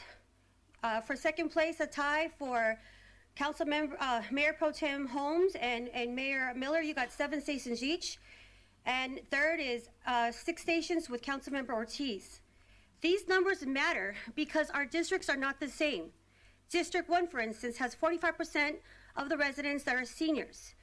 District 3, 4, and 2 are majority Latino with families and more children walking, biking, and going to school. These communities have different vulnerabilities to pollution, traffic, and benzene exposure, yet none of this appears in this report. The staff report mentions CalEnviro screen only once, just to say 5 stations fall in disadvantaged tracts. There's no map, no list, no health analysis, no understanding of cumulative impacts. These are the most vulnerable neighborhoods and they deserve more than a single sentence. Then there's the question of unmet demand. The report states that there is 18 million in unmet gas demand, stations demand. But it never answers the fundamental question. Where are we going to put these gas stations? Not in disadvantaged communities, not in the neighborhoods already carrying the heavy saturations, not in senior corridors, and not in family corridors. We are truly undersupplied. If we are truly undersupplied, then show us the map. Show the public where these additional stations could responsibly go. Because right now, there's no answer, and silence speaks volumes. A moratorium is not a shutdown of business. It is a call to gather complete information. It gives the city time to study environmental justice, district level saturation, corridor capacity, and the future of fuel demand as California moves forward to 2035. It ensures fairness for seniors in Districts 1 and 5 and young families in Districts 2, 3, and 4. Every neighborhood in between. Tonight is a chance to leave with clarity, responsibility, and for the people who live here. So I urge you to support and adopt the moratorium so we can move forward with accurate data, complete analysis, and a plan that truly reflects Indio's values and its future. Thank you. Thank you, Ms. Lopez.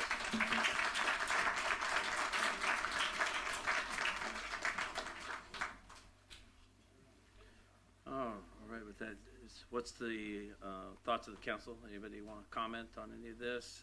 I just have a quick question. I know I've heard the conversation about moratorium and the concerns, but we have a CUP process in place. So I guess they have to come through Planning Commission and Council, and maybe they come directly to Council, but we can guide and direct that without a moratorium. I guess those two things just seem polar to me. Yeah, Mr. Ortiz. If the Planning Commission is the one that's getting these CUPs now, and they're the ones recommending the moratorium, so they're saying stop bringing us so many gas stations and bring us other projects. In my personal opinion, we do have places that are saturated. I think we all see them around town. We don't need any more gas stations in those neighborhoods. There's a saturation there. And a lot of times those neighborhoods don't want any more gas stations. I can drive about 2 blocks in 4 different directions and get to a gas station. I don't need any more in my neighborhood. Is it convenient? Yes, it is. But are we missing out on other opportunities? I think we are. And so I think that's why the Planning Commission is bringing it out to us. I think we should look at what areas do we want gas stations in so that we can spread out that concentration. If we're going to keep going, right? Let's not keep saturating these areas that are already saturated. Let's not keep doing that. And let's look at other areas that they can go in. But in the meantime, if we're going to be considering that, because we already have 5 more pending, 6 more pending. So we're at 25 and you have 6 more already coming in. That's where the moratorium comes in, because you say, hey, let's stop, let's put a pause and reevaluate before we have more than these 6 that are already coming in. And let's figure out what we actually want to do to be more strategic about where these gas stations are going to be going into. That's my thoughts. Thanks. Thank you, Mr. Ortiz. Mr. Furman, Mr. Catron, anything? Mr. Furman? This is a concern that I had, and we could talk numbers all day, but the numbers don't speak to health and wellness of our community. and we're growing. You heard a lot of information about us growing, and we're raving about that. And but we got to grow smart too, and we also have to plan for the future. I think a pause is not saying we don't want any more gas stations in the future. I just think it gives staff more time to bring us more data and education, and also educating the community. I do commend Brian and staff for getting us the information that you did in this study. I mean, this item, because those are some of the questions I had. Nonetheless, I still think there's still some questions that need to be answered. And one of those concerns I have is, where should those gas stations go if we have more gas stations, right? Not saying we can't take any more, but when you have that conversation, then you start to get a rush of applications, and that's what we don't want, right? And we have to listen to our constituents as well. And we talked about $18 million in unmet demand. You know, we're operating okay, and that doesn't mean because we're going to get more gas stations, we're going to get $18 million more, right? And you know, no city in the Coachella Valley has a cap on gas stations, including ours, but Indian Wells doesn't have any gas stations, right? So it may not have a cap, but they don't have them. And I do listen to that CUP process. I understand the CUP process, but if we get 10 applications of gas stations and we go through the process and we deny them, I'm not an attorney, but I think we could be looking at some litigation, right? So I think pausing for a while and getting some more data won't hurt anyone. And plus, it takes time to implement these new ideas and things. So as we move forward with some of these projects, I think a pause, and I appreciate some of the options that we have as a council to look at. We're not talking about moratorium for 5, 10, 15, 20 years. It's just pause so we could get more data. And that's it, Mr. Mayor. Thank you, Mr. Furman. Mr. Catron, do you have any comments on this? Brian, can you confirm how many applications we currently have? How many businesses actually spent money and followed the process, and they're on your desk to move forward? Good question, Councilman. So the ones that were shown on the map, I don't know if we can pull that up. I think it would be good to have that, because those on the map are either existing or entitled. So like LNG Market, entitled, but they just haven't gone and built it yet. So they have to keep that alive. That So they've already invested money to get to this point? Oops, there we go. I don't know if we can get over there too. So all of them have invested money through the entitlement process, through acquiring the land, you know, hiring professionals to do the drawings. So the only one that's really just pending is the Beyond Market. Now I realize that it's right there.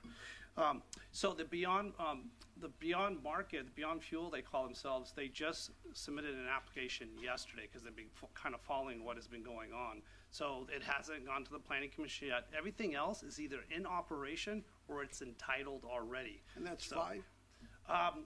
Entitled, yeah. Like LNG Market, I just heard Councilman Wayman mention. Yeah, I believe that's correct. But 5. Yes, but the thing is those ones, you know, want to keep their entitlement, they want to move forward, but for some reason, whether it's the financing or other factors, they just haven't built yet. But they've given money to this point through our process to the city. Absolutely. For staff to work on it, spend time and all that stuff.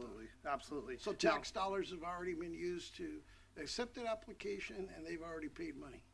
Yes, some of them have already, well, all of them have paid for the entitlements, but some of them haven't gone. And like Walmart was just approved a few months ago. So Walmart is going to go through the building permit process for their fueling station. And the reason I'm asking that is that I see both sides of it. I'm concerned as to having too many gas stations like our cities. Unfortunately, we didn't know what's going to happen with drugstores, but now we have 4 vacant drugstores, and we overdid it. And then we had thrift shops in downtown, and we overdid it. And I see this as obviously the health side and protecting our environment, all that. But we have 5 businesses that have already invested money. Staff's already got it. I'm concerned as to what actions we take forward. Anything beyond that, I think, yes, we do need to look at it. I do agree that we need to pick locations that best suit the needs of the community from both sides that we're talking about. And my other question is, Mr. City Manager, what's your opinion on this, since you have oversight of everything we're doing right now? Thank you. Yeah, based on the council's direction since the day I arrived here, it has been working to find ways to encourage business to invest into Indio. We have not spent much time trying to research how we might discourage businesses from investing in Indio. So that has been the focus. This map alone, just as long as you gave me the floor, you can see the Citrus Ranch area, which is the northeast area of the community, the northwest area of the community, the southern part of the community. There is a dearth. There is a lack of service in those areas. I think it's a pretty quick view that these 5 eventually will build over the next 4, 5, 6 years. There will need to be fuel in those other areas. That's my opinion. And my last question, council, at this point, if we have a consensus, because we're not prepared to take action, is for them to come back, for staff to come back with something, correct? Yeah, so if the obviously the council always has the ability to take no action and things continue as they are, which is a conditional use permit process. If the council did want a moratorium, I would recommend that you give us direction either by consensus or by a vote to prepare a moratorium and bring it back. And one of the questions that I would have for the council, we had this with the mini storage as well. What do you want us to do with the pre-application applicant that we have? Do you want us to stop and freeze all applications where they are? Or would you like staff to continue processing?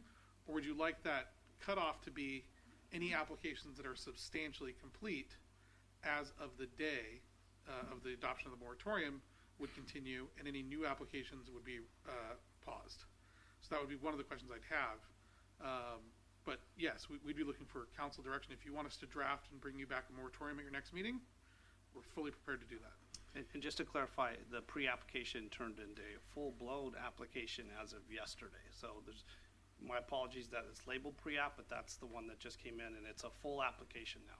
Hasn't been deemed complete yet, though. So this is my statement, and then I'm done, because obviously the rest of council has to give input. Those that have already spent money in the city of Indio, and it's been processed through the front counter, and we have staff that have spent hours behind their computers trying to work on this kind of stuff, we need to move forward. Anything beyond that, they're thinking about it, they haven't hit the front counter and submit anything with money, and that's something different. I'm not looking, I want to know what staff comes back with a plan.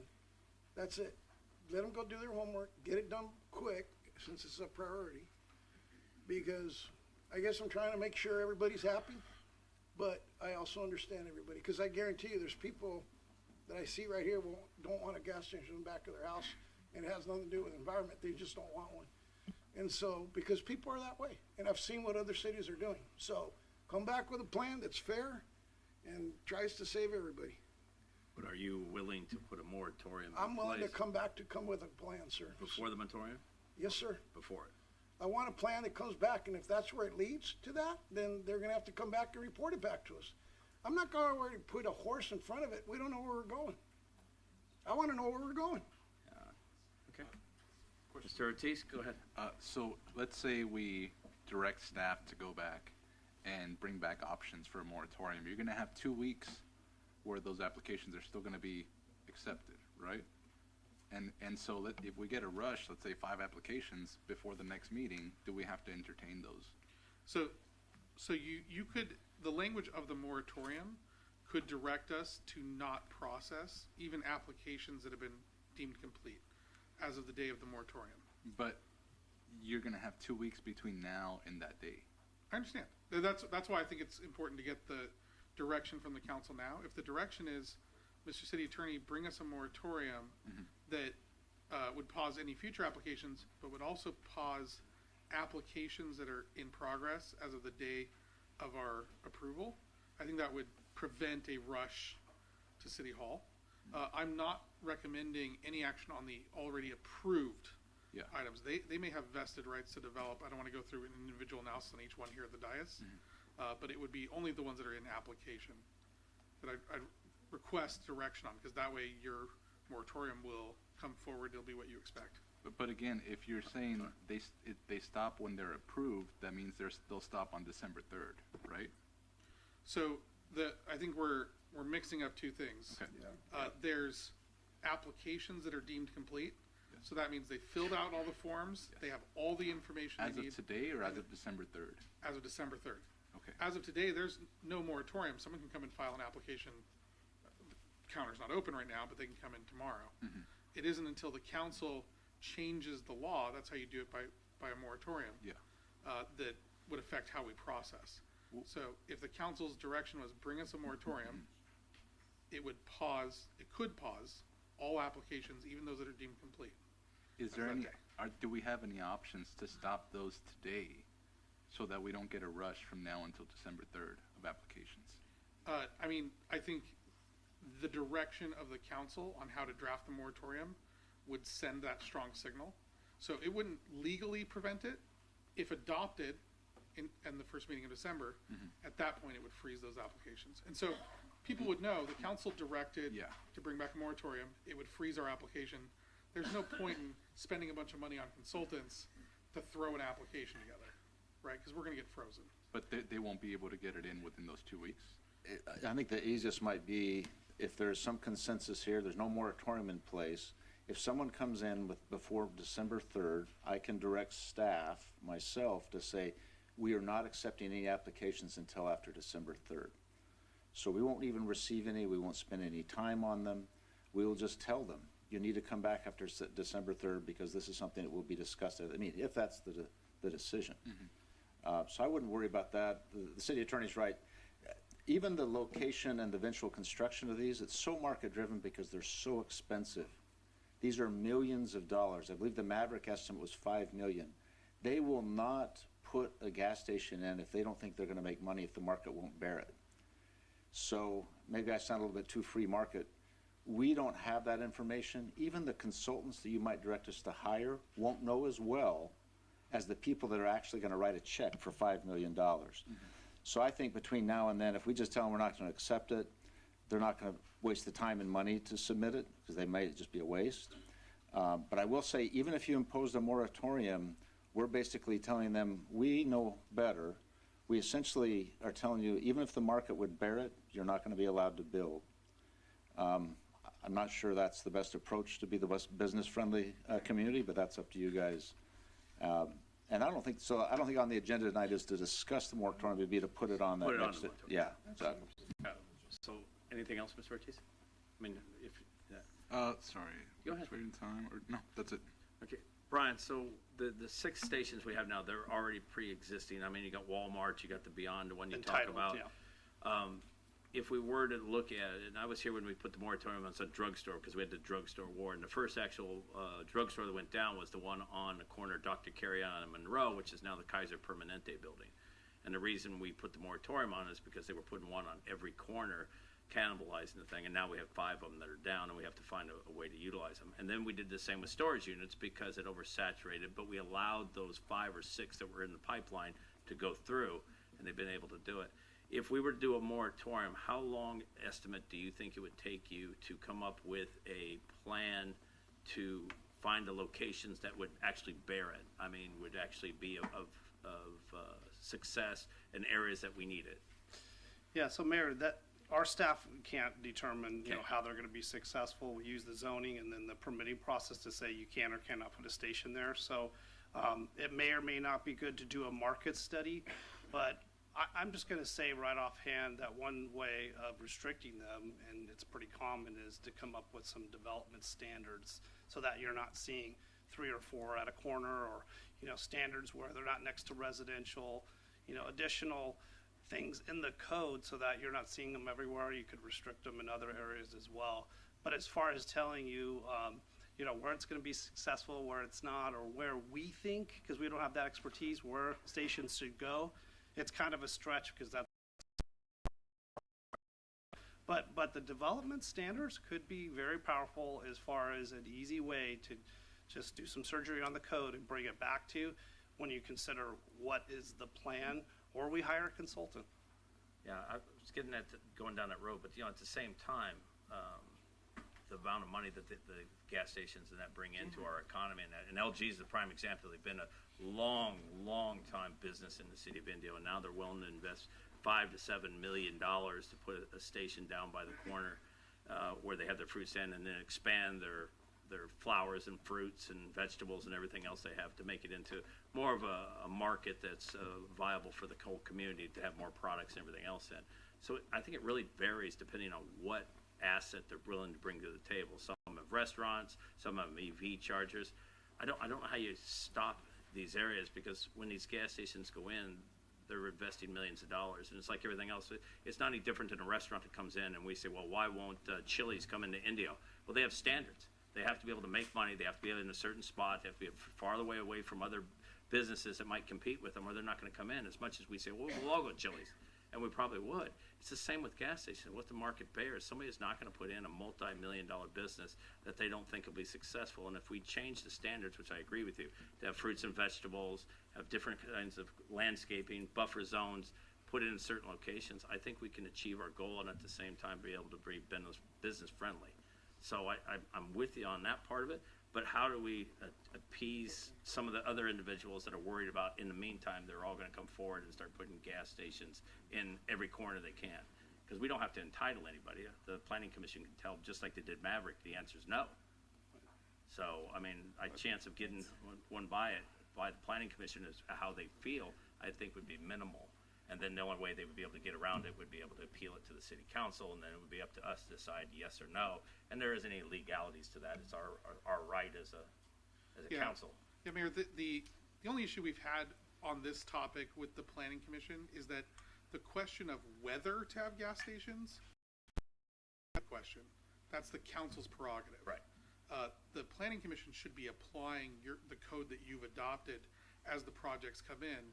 If the Planning Commission was to say, we're just not going to adopt, or we're not going to approve any, because we don't think that we should have them at all, then they're not applying the code that you've adopted. So Councilmember Furman kind of addressed this, and so that's the only caveat I would say to that. Okay.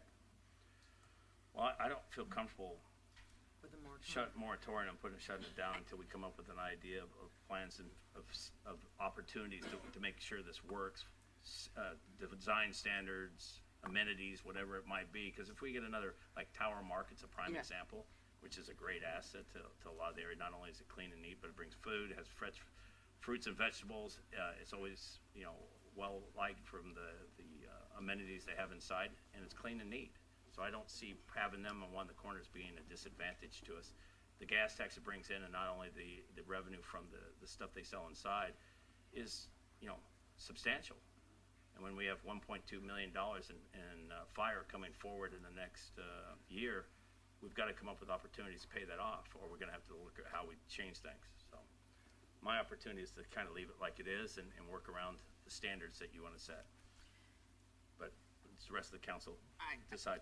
I think there's I'm going to play a little bit of the middle of the road, although I will say Councilmember Gutron really said it well. I think that we need to look at those areas of saturation. I mean, there is some question and some concern in those areas, but I really don't support a moratorium. I'd like to get more information. I'd like staff to provide a little bit more information, because there are areas outside of where the center of the city, where we have the bulk of these gas stations, where a gas station can survive, not just survive and succeed. I think the development code and really encouraging them to look like a Tower Market. It's clean. The outside looks like a nice building. The pumps are sort of hidden in the back. It's a place for everybody. I mean, LNG's is the same thing. You go in there, you buy breakfast, you buy lunch. You're there on the weekends buying things, produce in the case of LNG's, although there's everything over there at Tower Markets. So I would like more information. I don't want to squelch that development of gas stations and the potential revenue that they bring in. I think perhaps we look more closely and more carefully at it. But I struggle with a moratorium at this point. I just think we're shooting ourselves in the foot, given everything that we're looking forward to doing. And as you mentioned, the fire, that's just one area where there needs to be an economic balance. So that's my thought. So we've talked this back and forth. Does somebody want to call the question to order, or do we have any more comments? I will have another comment. Okay, Mr. Furman. We talked about leakage into other cities and things like that. With this $18 million, our neighbors next door just opened up a gas station that has 50 pumps more, right? So that's hard to compete with. The other thing is would it hurt us with pause for 2 years? a year. Would that hurt? It's not going to hurt us. I will challenge folks to do this. Next time you're driving around, even when you leave here, or if you're going to get gas, because I probably drive more than anyone in here. When you go to your next gas station, see how long your wait time is. It's no wait. The eye test. I mean, there might be rushes at different times, festival season maybe, but other than that, they're empty. So it's okay to pause and reassess. And I really appreciate the higher standards. I think we should have higher standards. And I think we should take time to look at where any additional gas stations can go. But I just think that we're okay right now. And to say that they're going to make money in our city, that's what they're looking at. Look who's coming. It's big corporations that are coming to pick up money in our city. And yes, we have the I-10 that drives through our city, and I understand that. But it's okay right now.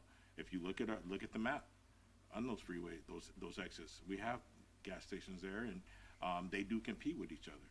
And also in our neighboring cities, they could put a gas station right across the street from one that we already have as well. So a moratorium is not a bad thing to stop and pause.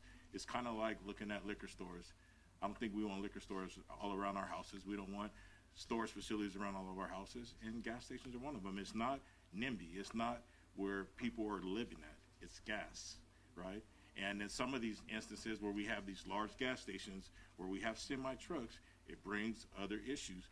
I live north of the freeway. I live by Walmart. I live by some of those other places, and it does bring a different element because some of the gas stations welcome to hang out overnight and things happen. So it's okay to pause, reassess, and look at the standards and raise the standards. I brought up Indian Wells earlier. The reason why they don't have them is not because, no, they have money over there, but the standards are a little higher. It's okay to raise our standards a little bit and require more for gas stations. So a moratorium will do that. Indian Wells has a whole lot of TOT. They have a whole lot of major resorts, and that is one way that they bring dollars in, and that is one way that we can bring dollars in by looking at hotels. We can't put a dollar amount on health and wellness. Can't put on health and wellness. And so I guess I'm struggling with health and wellness. If we were to consider a moratorium, I mean, we look at it for 2 years that was mentioned, that seems really long because then you got another few years by the time you go through the process to put a gas station in. So I don't want a moratorium. I suppose if we did a study, I could do a short term, a 45 days or a 60-day moratorium. That was an option that we asked. But a 2-year moratorium, I would struggle. No, I didn't ask for a 2-year moratorium. I asked for a pause. I did that the last meeting. We need to look for a pause to bring back more options, which I do like these options. But pausing for a while to get more information is not going to hurt us. So, Mr. Furman, so we can kind of clarify this, what is it that you're asking? If you're not asking for a moratorium for a long period, you said pause. What is your thought on a pause? What pause for new standards, locations? Like we don't allow gas stations or any more automotive uses on Highway 111. So that area is out. So what's your thought? Okay, my thought is we need to study and see where these gas stations should be going. We have already, it was already brought up during the analysis that gas stations usually congregate by each other so it could bring down prices. They could compete. So do we want more gas stations across the street from each other so we can have lower prices? The majority of our people go to ARCO AMPM, but we do have 76 and these big gas stations who are just sitting there. Do we need any more right now? I don't think so. Anyone else? I think we should put them all next to Trilogy. No, I'm just kidding. There we go. You guys want them next to Trilogy? There we go. See, my neighborhood feels the same way. My neighborhood feels the same way, and we have a lot more gas stations than Trilogy does around their neighborhood, right? All right, please.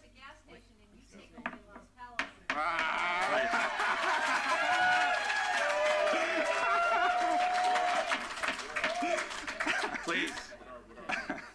First off, we don't allow comments from the audience. If you're going to come up and speak, you need to speak at the mic so that people in the audience, people on TV or on YouTube see who's talking and it's not coming from anyone else. So please respect the system. One of the things I'd like to mention is right now the city of Coachella lost a lot of money when that new big gas station came in. They lost a lot of money, and that's because there was an over-reliance on that gas station money. We could have the same issue happen anytime, and then what's going to happen with all these properties that have gas stations there that might get abandoned, right? It's not easy to rehabilitate those areas.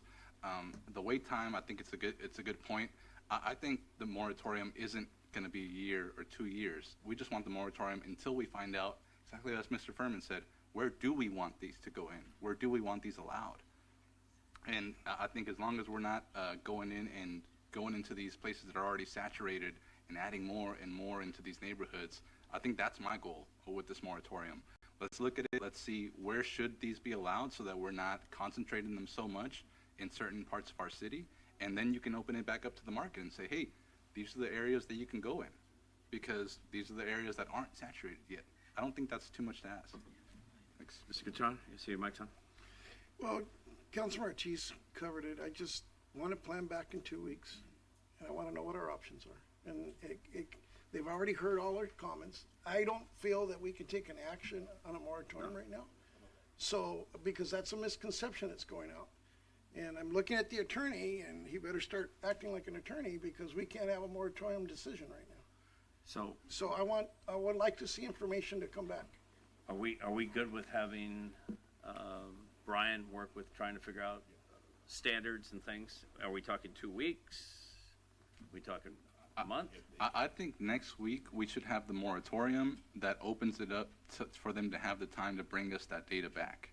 I think that's what makes the most sense at the moment. Because I think 2 weeks might not be enough time. Everybody's still moving into the new city hall. People are busy. I'm not sure. If they do have a plan by then, great. But I think we need to have the option there to have the moratorium start on December 3rd so that we can evaluate which sections of our city still should be open to gas stations. That's going to be a longer issue to be able to come up with that because it's not only going to be our staff, it's going to be consultants, and it's also going to be going through the planning commission. So it's going to be a little while. You want to bring back, Mr. Gatron, you asked to bring what back. I want to wrap this up. So what are you I just asking? feel that our city managers heard the council, and I think there's a plan that we do want to look into this. Bring back a plan. Now, Councilman Ortiz wants it sooner. Whatever you feel legally we can do. I want the moratorium so that they can have time to do the study. Because I understand that study might not be done in 2 weeks. So let's do the moratorium on December 3rd. And then give our staff time to bring us back all the information. Well, he can bring back the moratorium, but we would have to decide if we allow the moratorium. So we would have to vote to see if it's there. So it's a possibility that we might not go that way either. So that's what I'm trying to So what we're trying to do, we get two. Right. They're asking to bring back a moratorium, or you've heard of the will of the council. Basically, I'll make a motion. I'll call for the vote. Okay. Because I think we've talked about some calling for the vote. Well, and so here's my action. Okay. And then if somebody wants to add something to it on my second, then feel free. We have a lot of people waiting. Yep. And obviously they like what we're doing, but they obviously have a purpose here. So, and next council meeting by the 3rd, I would like information on our options, whether it's a moratorium that they're bringing forth or any other information that would help us make a better decision for the city of Indio regarding gas stations. Second. I'll make that. I'll second that and require that one of those options be the moratorium, that we can take that action on December 3rd. Okay. Yeah. All right. So on that summary, are we good with that? I am. Okay. Mr. Furman? Okay. So we're just giving direction. We need to vote on that, Stephen? Are we giving direction? Yeah, Consider we're not voting anything? When I meant this, like the options, things that you could direct us to do, because if it's to bring back options at the next meeting, that's not a moratorium unless you're specific. I think what we're talking about is bring back an opportunity for a moratorium. Okay. If that's, we're going to pause it. And then we will decide if we're going to pause it or if we're going to keep going forward, and we'll take those options of what it is. Perfect. So the standards will be, do we vote on the moratorium to give staff more time to look at these options or whatever else they do? Or do we still go full speed ahead and not worry about it and still work on certain items? So it's on the moratorium. Okay. So we'll draft a moratorium. It'll be on your next agenda, and you can vote on it at that point. In different amounts of time. So If we could go back to the map. The first version of the moratorium is for 45 days. Okay. Okay. The map. All right. So we're And good with and I that? would just to clarify, Mayor, if it helps as well as we bring that back, this is not a lot of work, not a lot of science here, but you see the dots. Right. We could get our Crayolas out, and we could draw areas where just visibly it looks like there's not saturation. That would take very little time. Perhaps the moratorium would not relate to the areas where it's obvious there's nothing there. Right. But the moratorium could relate to the areas that might by the map appear to be saturated. If that's an option we could bring back, you could debate that at that time as well. Yeah. And that also gives the residents opportunity to chime in as well. Yep. Yeah. So I appreciate We're good with it. that? All right. So You got your directions, Brian? You're clear? Yes, thank you. Thank you.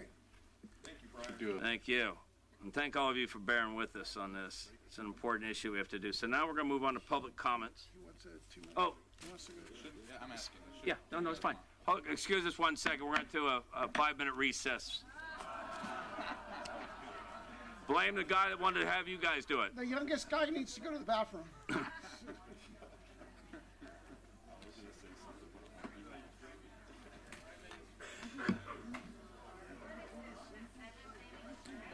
We just got to make sure we get it done right. I'm eating your candy. They're making fun of you. They said it's kind of funny.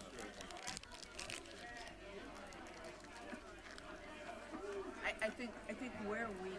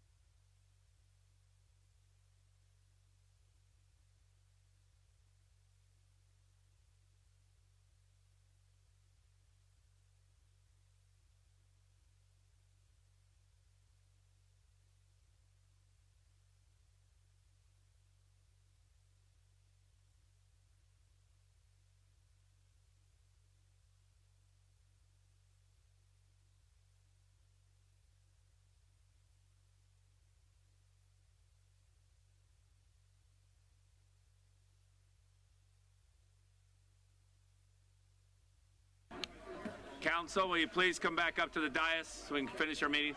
Sorry. That's all right. You know, to pass the moratorium is a 4/5 vote, you know.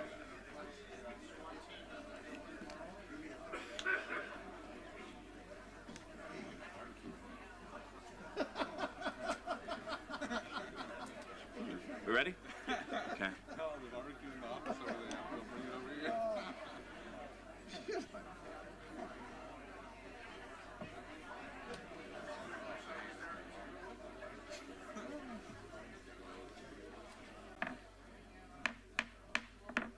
All right, we're going to continue our rest of our meeting. We're on the public comments section now. Items for not on the agenda. We have quite a few people to speak. Right now we have Curtis Pickering coming to talk to us about the International Tamale Festival. Mr. Pickering?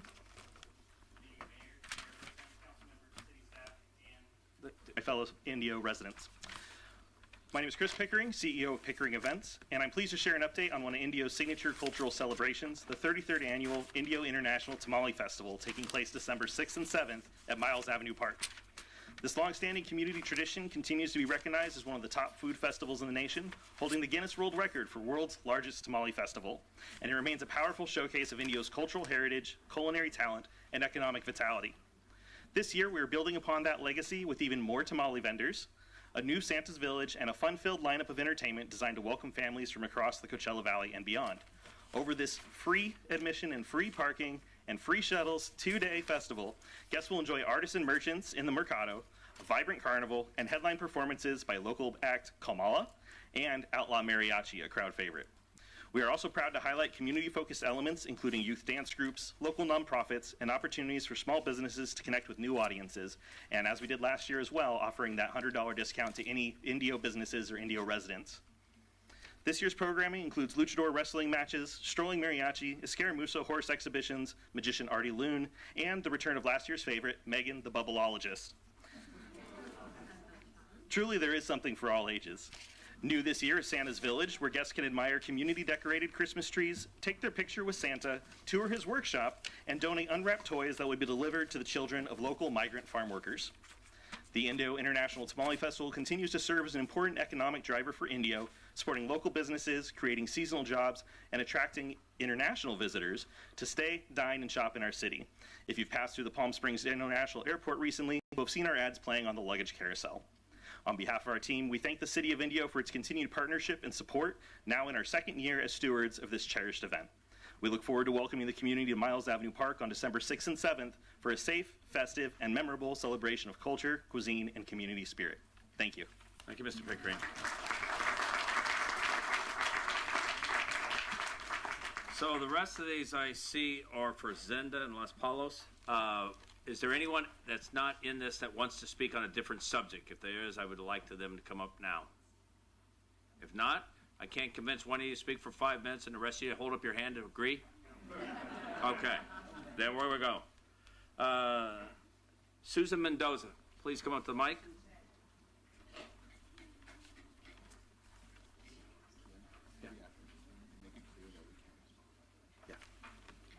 Good evening, Mayor Pro Tem, council members, and staff. My husband and I purchased our full-time residence in Indio 2.5 years ago. We spent many years in a vacation home part-time in La Quinta, and we were aware of the 3 weekends of the Coachella and Stagecoach festivals and knew that we'd have some noise those 3 weekends. We were blindsided by the Zenda Los Palos issue and after we moved in. And just for a frame of reference, my house backs up to a wall that separates Trilogy from Zenda Los Palos. I work full-time Monday through Friday. My weekends, I really enjoy my backyard, dinner outside, especially this time of year. And the last, I believe it's been 6 weeks in a row now, I've gone out into the backyard in the evening, and on a Saturday night, there's competing bands, DJs, mics, that are loud. It's really disturbing our peace and quiet in our retirement neighborhood. I would go so far as to say I would love to invite you all over to my backyard on a Saturday night when there's a Zenda party. Come see and hear what we're dealing with. Excuse me, ma'am, 1 second. Please, everyone. If you want us to listen to what you have to say, please allow the information to get out, because there's other people that are listening to this, and they want to hear it. And if you're clapping,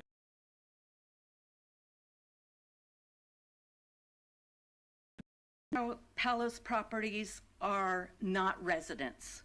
They are commercial operators in a residential zone.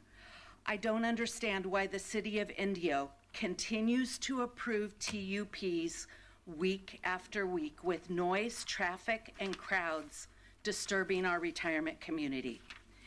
TUPs, when I read them, have noise restrictions, hours that they can have music and loud microphones, but nothing's enforced. I can hear them loud and clear in my backyard. I don't necessarily, the music is not what is bothering me. It's like when I want to go to sleep at night, the music's still going, the DJ's still on the PA, emceeing the wedding festivities. And our residents really want to partner with the city, come up with a resolution we can all live with, but we need your help. My last comment is, the meeting began with praying for wisdom from council to do the right thing for our residents, and that's all I ask for. Thank you. thank you. And for everyone here, please understand that during public comments like this, we cannot respond. So we will not be responding to your comments. We will take note of them. Staff will hear them, and then we will work on that, but we cannot respond to your ideas and thoughts with it. So, Ms. Kim Ott?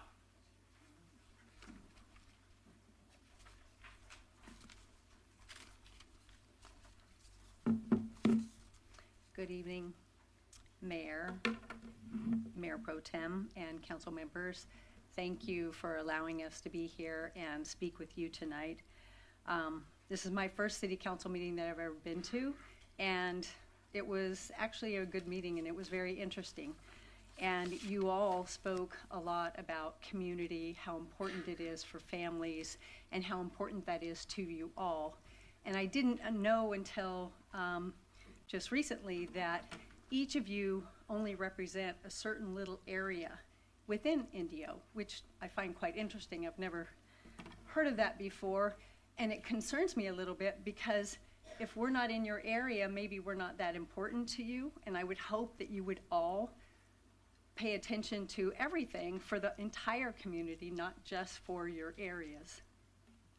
So for my concern, and I know you can't speak to it now, but personally I would really appreciate if perhaps we could get on your agenda so we could have conversations and get some answers from you about what we're concerned about.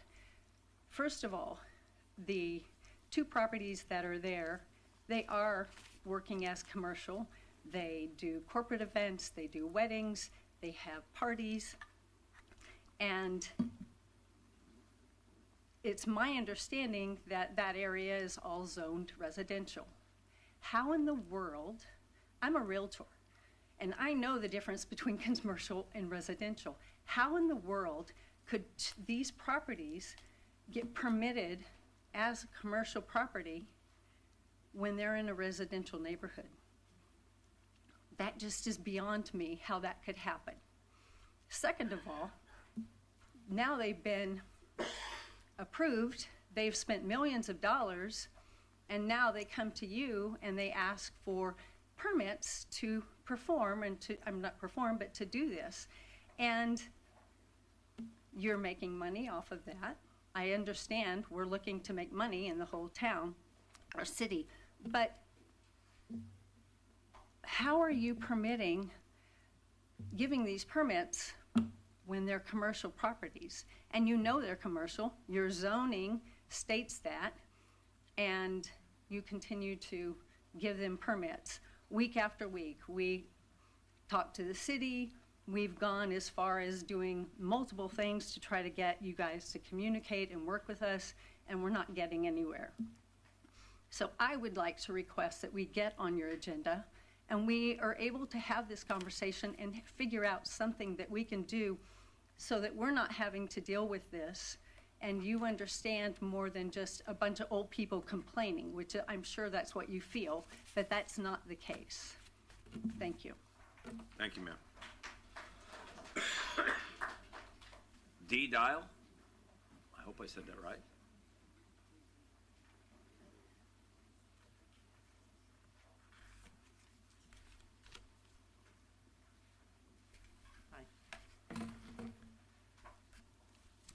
Hi, my name is Dee Dial, and I do live in the Trilogy complex, and I've been there since 2017. I'm an owner and a full-time resident.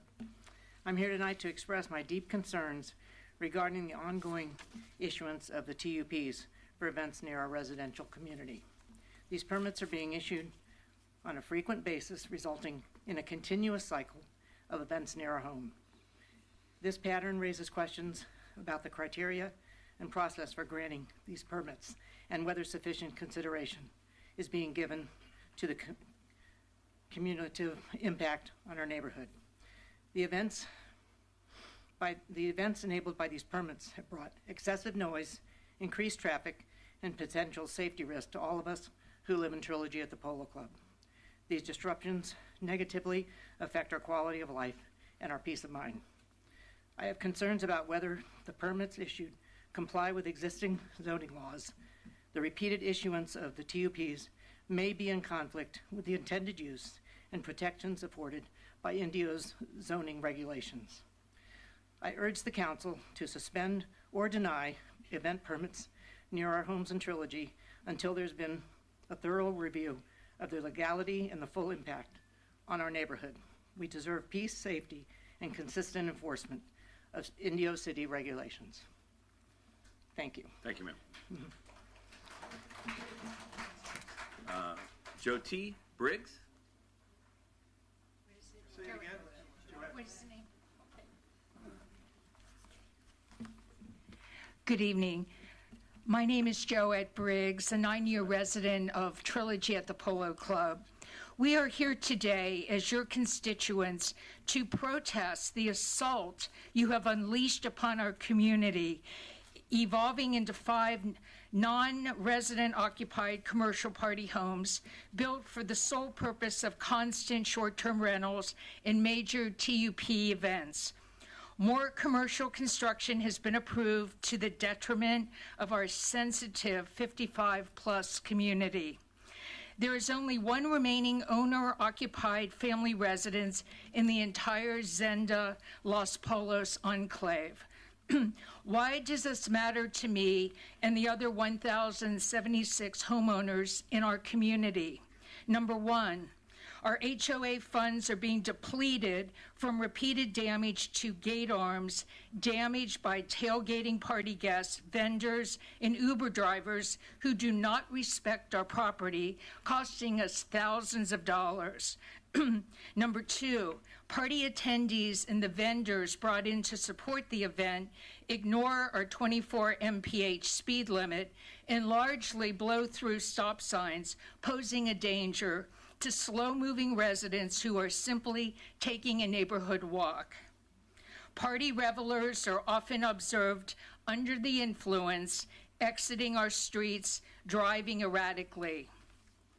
Number three, our home property values are adversely impacted by the stigma of litigation with you and future assessment fears due to road damage from excessive non-resident traffic.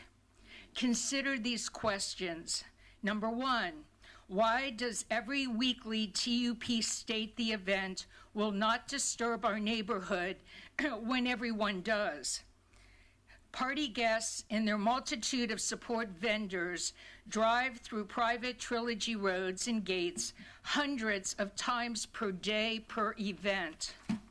Number two, why do you not enforce your own TUP rules and issue citations? You don't measure the music DJ's sound decibels.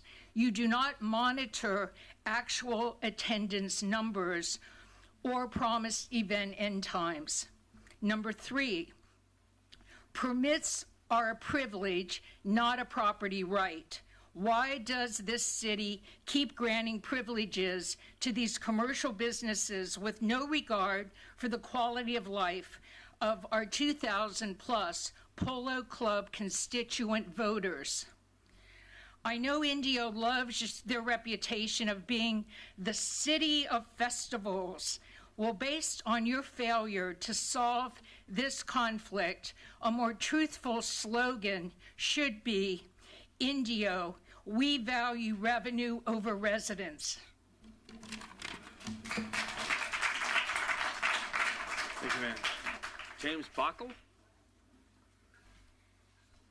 B-O-C-K-E-L? Bockel?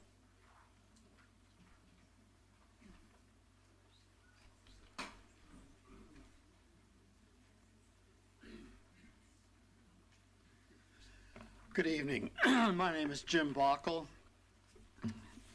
and our city's motto is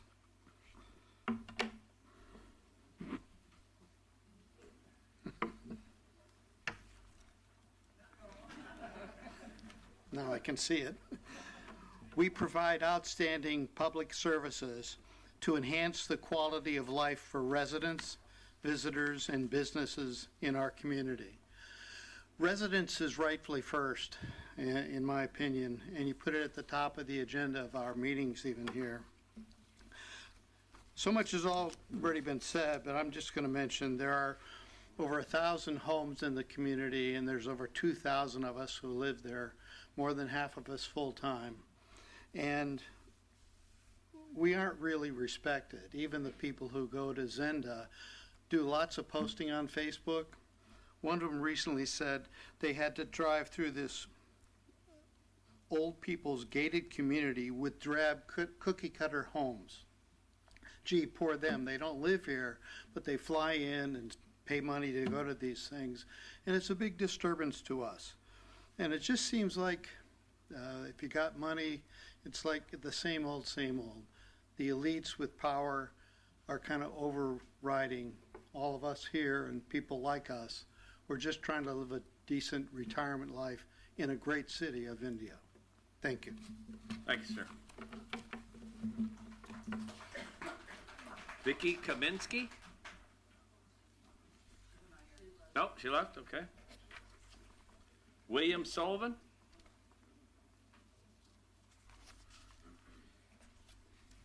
Good evening. First of all, I'm a resident of Indio, and I didn't realize till tonight I grew up in or bought a house in an underserved community in 1978.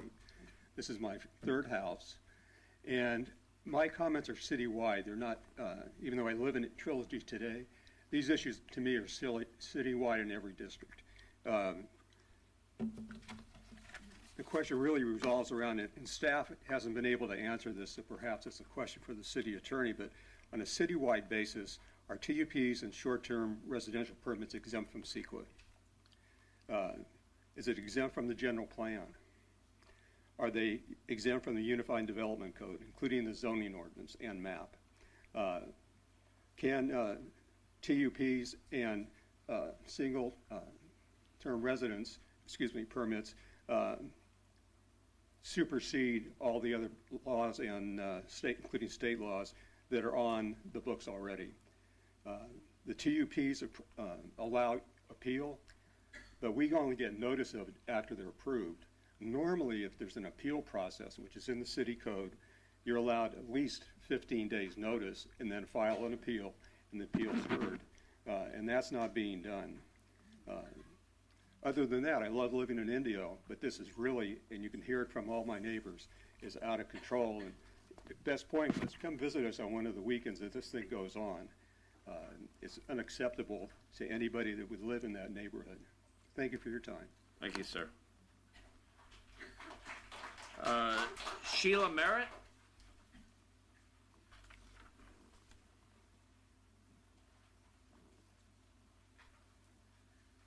Hello, thank you. for letting me speak. I'm a full-time resident of Indio. I've been here for 14 months. I knew about Coachella. I knew about Stagecoach. I did not know about Zenda. And my property taxes just came up. It's $20,000 this year. I pay my taxes. What I'm a healthcare professional is my mental health as well as sleep. In terms of mental health, if I try to sell this home right now, I will not get what I paid for it, so I can wait 2 years, 3 years. But what's happening right now next door to us is making it such that the values of our homes are not as viable as they were. That is a concern for me, whether I am a retiree or not. And it just seems very inappropriate that these houses that are single dwelling units are able to have parties every weekend without any kind of supervision. And I'm very concerned about it. And I thank you for your time, and hopefully you'll be able to address this in a transparent way for all of us. We'd appreciate that. Thank you, ma'am. Cindy Rivera?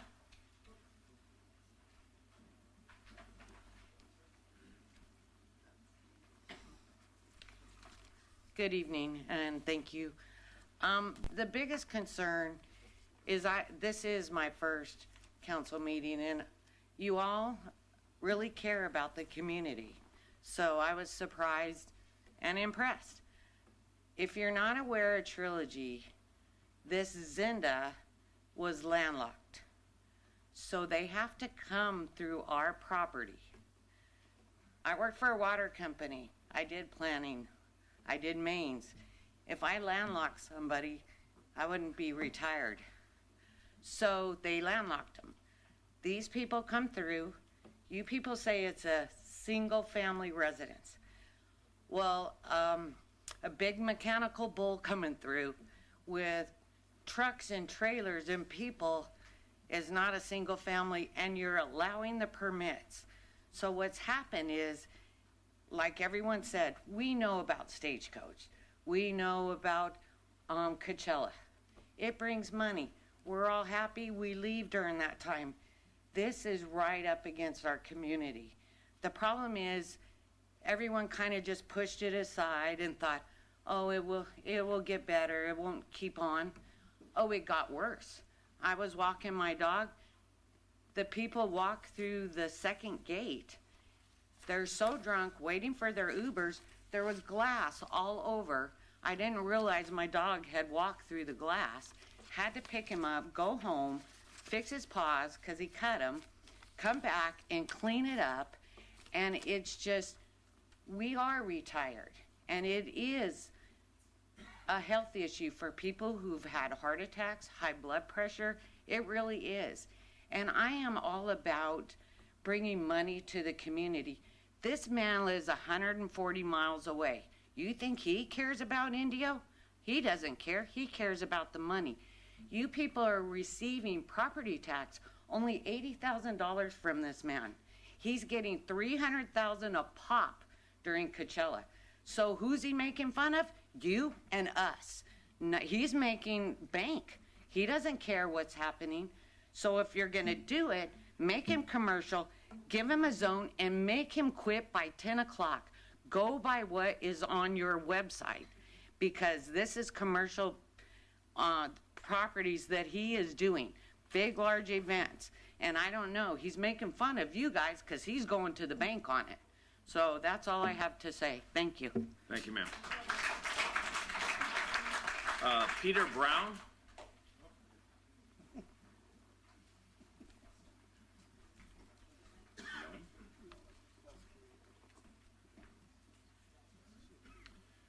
Thank you. I can't add much more flavor or color than what has been described already. What I'll do is this. I was an attorney for years in LA, financial attorney. And when things didn't make sense, I followed the money trail. And then things would get clearer. So I don't know what the city manager and his brethren are doing, but they're approving TUPs like they're going out of style. Doesn't seem to be any limitation to them. They're raising fees, they're collecting money, and they're feathering their nests, in my opinion. Insofar as it pays their salaries, it pays for their raises, it pays for bonuses, it's money on top of fixed money that's coming in through property taxes. I don't trust them. Whatever they're doing to collect these fees, they don't care about the 2,000 people that live at Trilogy. There's a half a dozen flipping property owners at the Zenda paying big fees to the city. The city manager's showing a black line of a healthy profit, getting his raises, getting staffed up, earning significant amounts of money. Why? Because I think he's doing it off our backs. And it really pisses me off that 2,000 people are being compromised for the benefit of a few private individuals who, if you bother to go to their websites and read the flippin' Airbnb advertisements, you can see that these are hotels. They are running them as hotels, and I'm telling you, we're headed down a very bad road. People have talked about property values. I walk around at night with my dogs. You bring in these are full-on party events, full-on drinking and drugging events. You are bringing hundreds of cars into our community every bloody weekend. Is it unreasonable to think that 5 to 10% of those drivers are completely inebriated? I've seen them. They are. They don't even know the direction they're heading in. They're going to kill somebody. They're going to damage houses. Things are going to get out of hand. And when they do, we're going to be going to the courts to get them to clarify what our rights are, to put a monetary amount of damage that the city of Indio has caused us, the city manager and his brethren, carte blanche, these special permits, just to collect the damn fees. How can 6 properties control thousands of people in a community, put us all at risk, our health, our welfare, and our property values? It's beyond my comprehension that this can be allowed to continue. And if you guys don't do something about it, well, the courts or the regulatory authorities at the state administrative offices are going to do something about it. Thank you.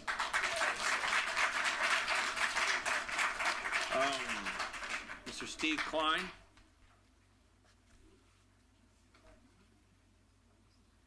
Steve Klein?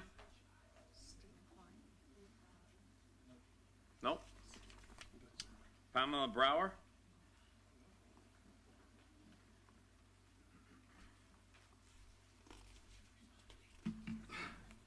Good evening. Thank you very much for your time. I'm Pamela Brower, and I've been a full-time resident of Indio and Trilogy at the Polo Club for the last 10 years. I'm here along with many residents, and I know you've heard our conversations, our comments, our woes, but this is something that is truly impacting our life every day. I would like to share with you our deep, and what has been already shared, but are deeply concerned about the frustration and the changes being allowed in our community. We would like to understand why the City of Indio is able to implement the changes without consulting the people who actually live here. Our neighborhood is a single-family community, primarily 55 and older residents, and the decisions being made directly affect our safety, our property values, and our quality of life. I'd like to ask you to consider this personally, knowing that some of you don't live within our zones. I know that it doesn't directly impact you, but I'd like to ask you personally, if these conditions were in your neighborhood, how would you like to live there? Would you repeatedly want buses, porta potties, large crowds, speeding cars, loud disturbances, and trash discarded throughout your streets brought by the people who have no regard to the residents of the Trilogy at the Polo Club? We certainly don't, and I don't think you would either. So I'd like you to really think about that and and realize the impact that it is making. I would urgently request you to stop issuing the permits, allowing these permits to take into account the real impact and decisions that they have on our residents. I thank you for your attention and time, and I really do appreciate you looking further into this and making some concessions. Thank you. Thank you, ma'am. Mike Wales. Mayor, Mayor Pro Tem, City Council members, staff, thank you for, you've heard from my neighbors, you've heard from me a few times on this issue over the last few years, and it has progressed where it's gotten worse. The conversations haven't gone anywhere. A couple of things I wanted to point out is Councilman Ortiz, the Freedom of Information requests. Request something from the City of Indio, very unlikely you're going to get a response, because I've been requesting information about these issues, and they just go nowhere. So I'm not going to hire an attorney, like you would suggest the city would hire an attorney to get your information request, but it'd be nice if we got the information, so we'd have more facts. But I guess there were facts that maybe that would not want to be shared, because maybe would be suggesting some things that you don't want to hear. Pedestrians, Councilman Furman, you talked about pedestrian safety quite a bit. You've heard quite a bit. It is dangerous with these drunk drivers going through our neighborhood at night when I'm walking my two dogs. We have to get out of the damn street because they're going past us too fast. And they're going right into that gate. Listen to constituents. Advocacy leads to greatness. I think you're hearing a lot of greatness tonight. You're going to continue to hear some greatness. One of the things that was interesting, City Manager, is you said you can tell the staff not to accept applications. That was something you said about gas stations that are going to be governed under a conditional use permit. Hey, no problem. We will stop accepting applications. We've been asking for that here. We had a great attorney working on this project.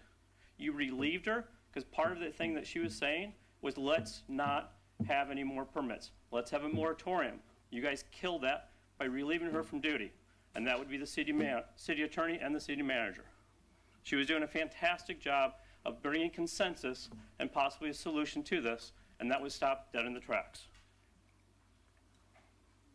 The TUP order that I've been asking about, it was a kind of it's been a chase to track down information. We've gotten a piecemeal over there, and then you can say, oh, go look at this, go look at this. So I got the TUP. Ryan Montgomery sent me the thing, so I read the whole thing. One of the things it says in the existing TUP ordinance, there can only be an event every 30 days. It says there in the ordinance. You can confirm with the city attorney, you can read it yourself. It isn't being followed. So it kind of goes back to why do we go through this process? Why do we have laws? Why do you have things if you're going to arbitrarily decide what you're going to do and not do? Because that's what we're facing right now. Thank you very much for listening, and I look forward to hearing the other comments. Thank you, Mr. Richard Zizian.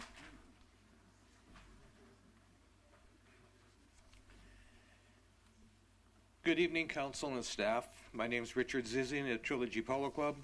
You all know me, and you know why I'm here. For the past 3 years, I have asked the City Council to help our community to no avail.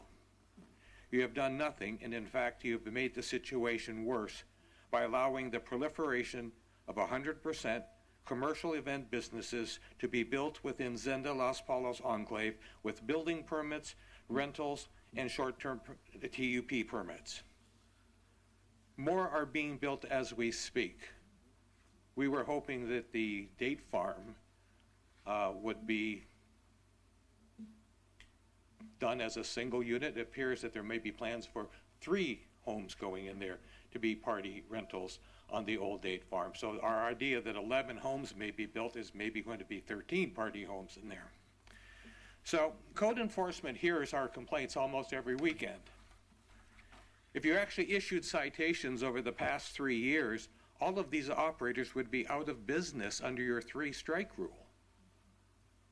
But you don't issue citations. Is that coming from the authority of the city manager, the city attorney, the police chief, or code enforcement? I don't think you've ever revoked a permit for somebody having 3 violations. You have to enforce your own laws. That is the problem. You have laws on the books today that will eliminate these people that are disturbing our lives. You're not allowing that to happen. to me, the most outrageous part of a permit when you read it, and this comes from your staff, and it's knowingly false, and I'll read what every permit says. Staff has determined that the proposed use will not unreasonably affect adjacent properties, their owners or occupants or their surrounding neighbors, and may in another way constitute a nuisance or be detrimental to the health, safety, peace, and comfort and general welfare of persons residing or working in the area. That is patently false. Everybody here is complaining about that, yet every permit, sir, that you allowed to be issued, it states it right up front, and that just so violates everything of what you folks are doing up here. It's a lie. You're leading your permits with a lie, and that permit is a privilege. Why are people spending $5, $8, $10 million on properties over there on the gut call that you're going to give them a privilege? So I worked with Elizabeth Martin to come up with a plan. It was called the Trilogy Sensitive Neighborhood Amendment, and I submitted it again to the clerk tonight for you to look at it. There is a way to solve a lot of those issues immediately until this is resolved, and it's going to be resolved in the court. I tried to find any case in the country where a city has been sued for 5 commercial businesses operating in the residential zone. There is not one. Why? Because you're the only city that does it. Thank you.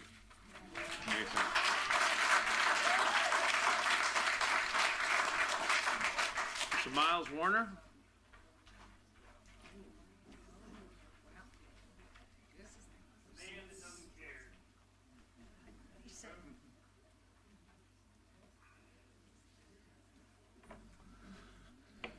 Hi, everybody. Thank you for the time.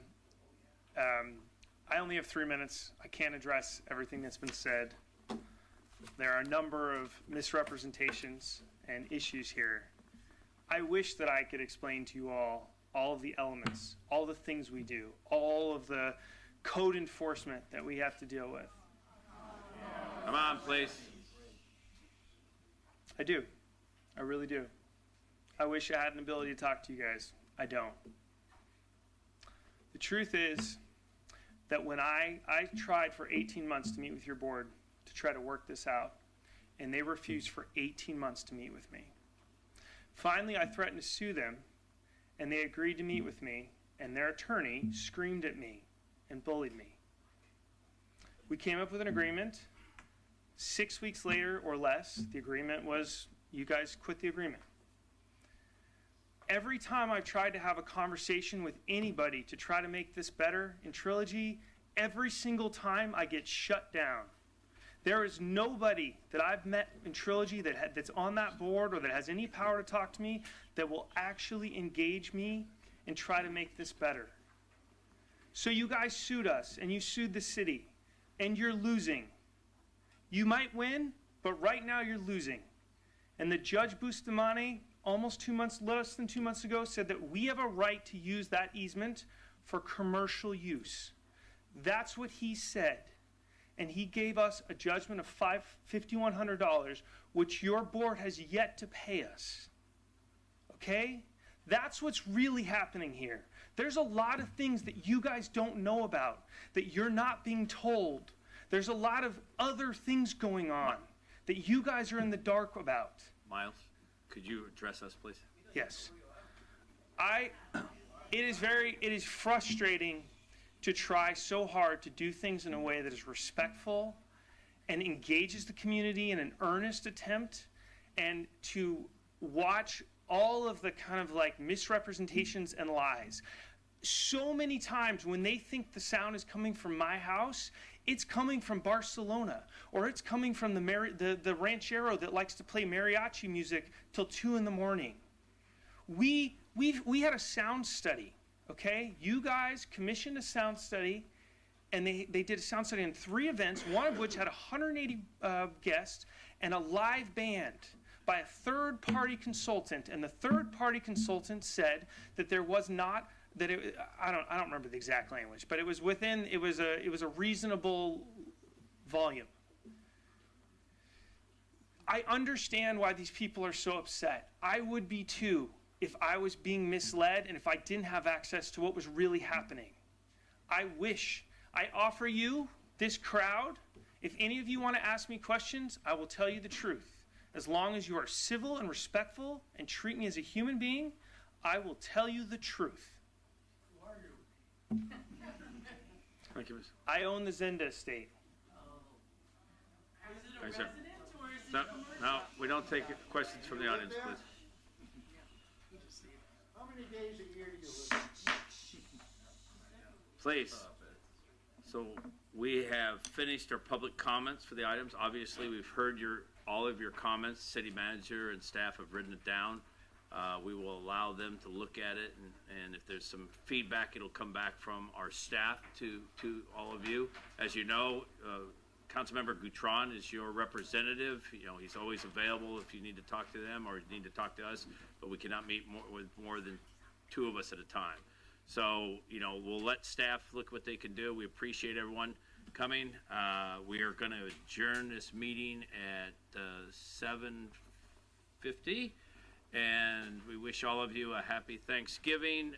We'll have a tree lighting coming up soon, and we'd like to adjourn this meeting in the honor of Mark Carnival. So have a great rest of your night.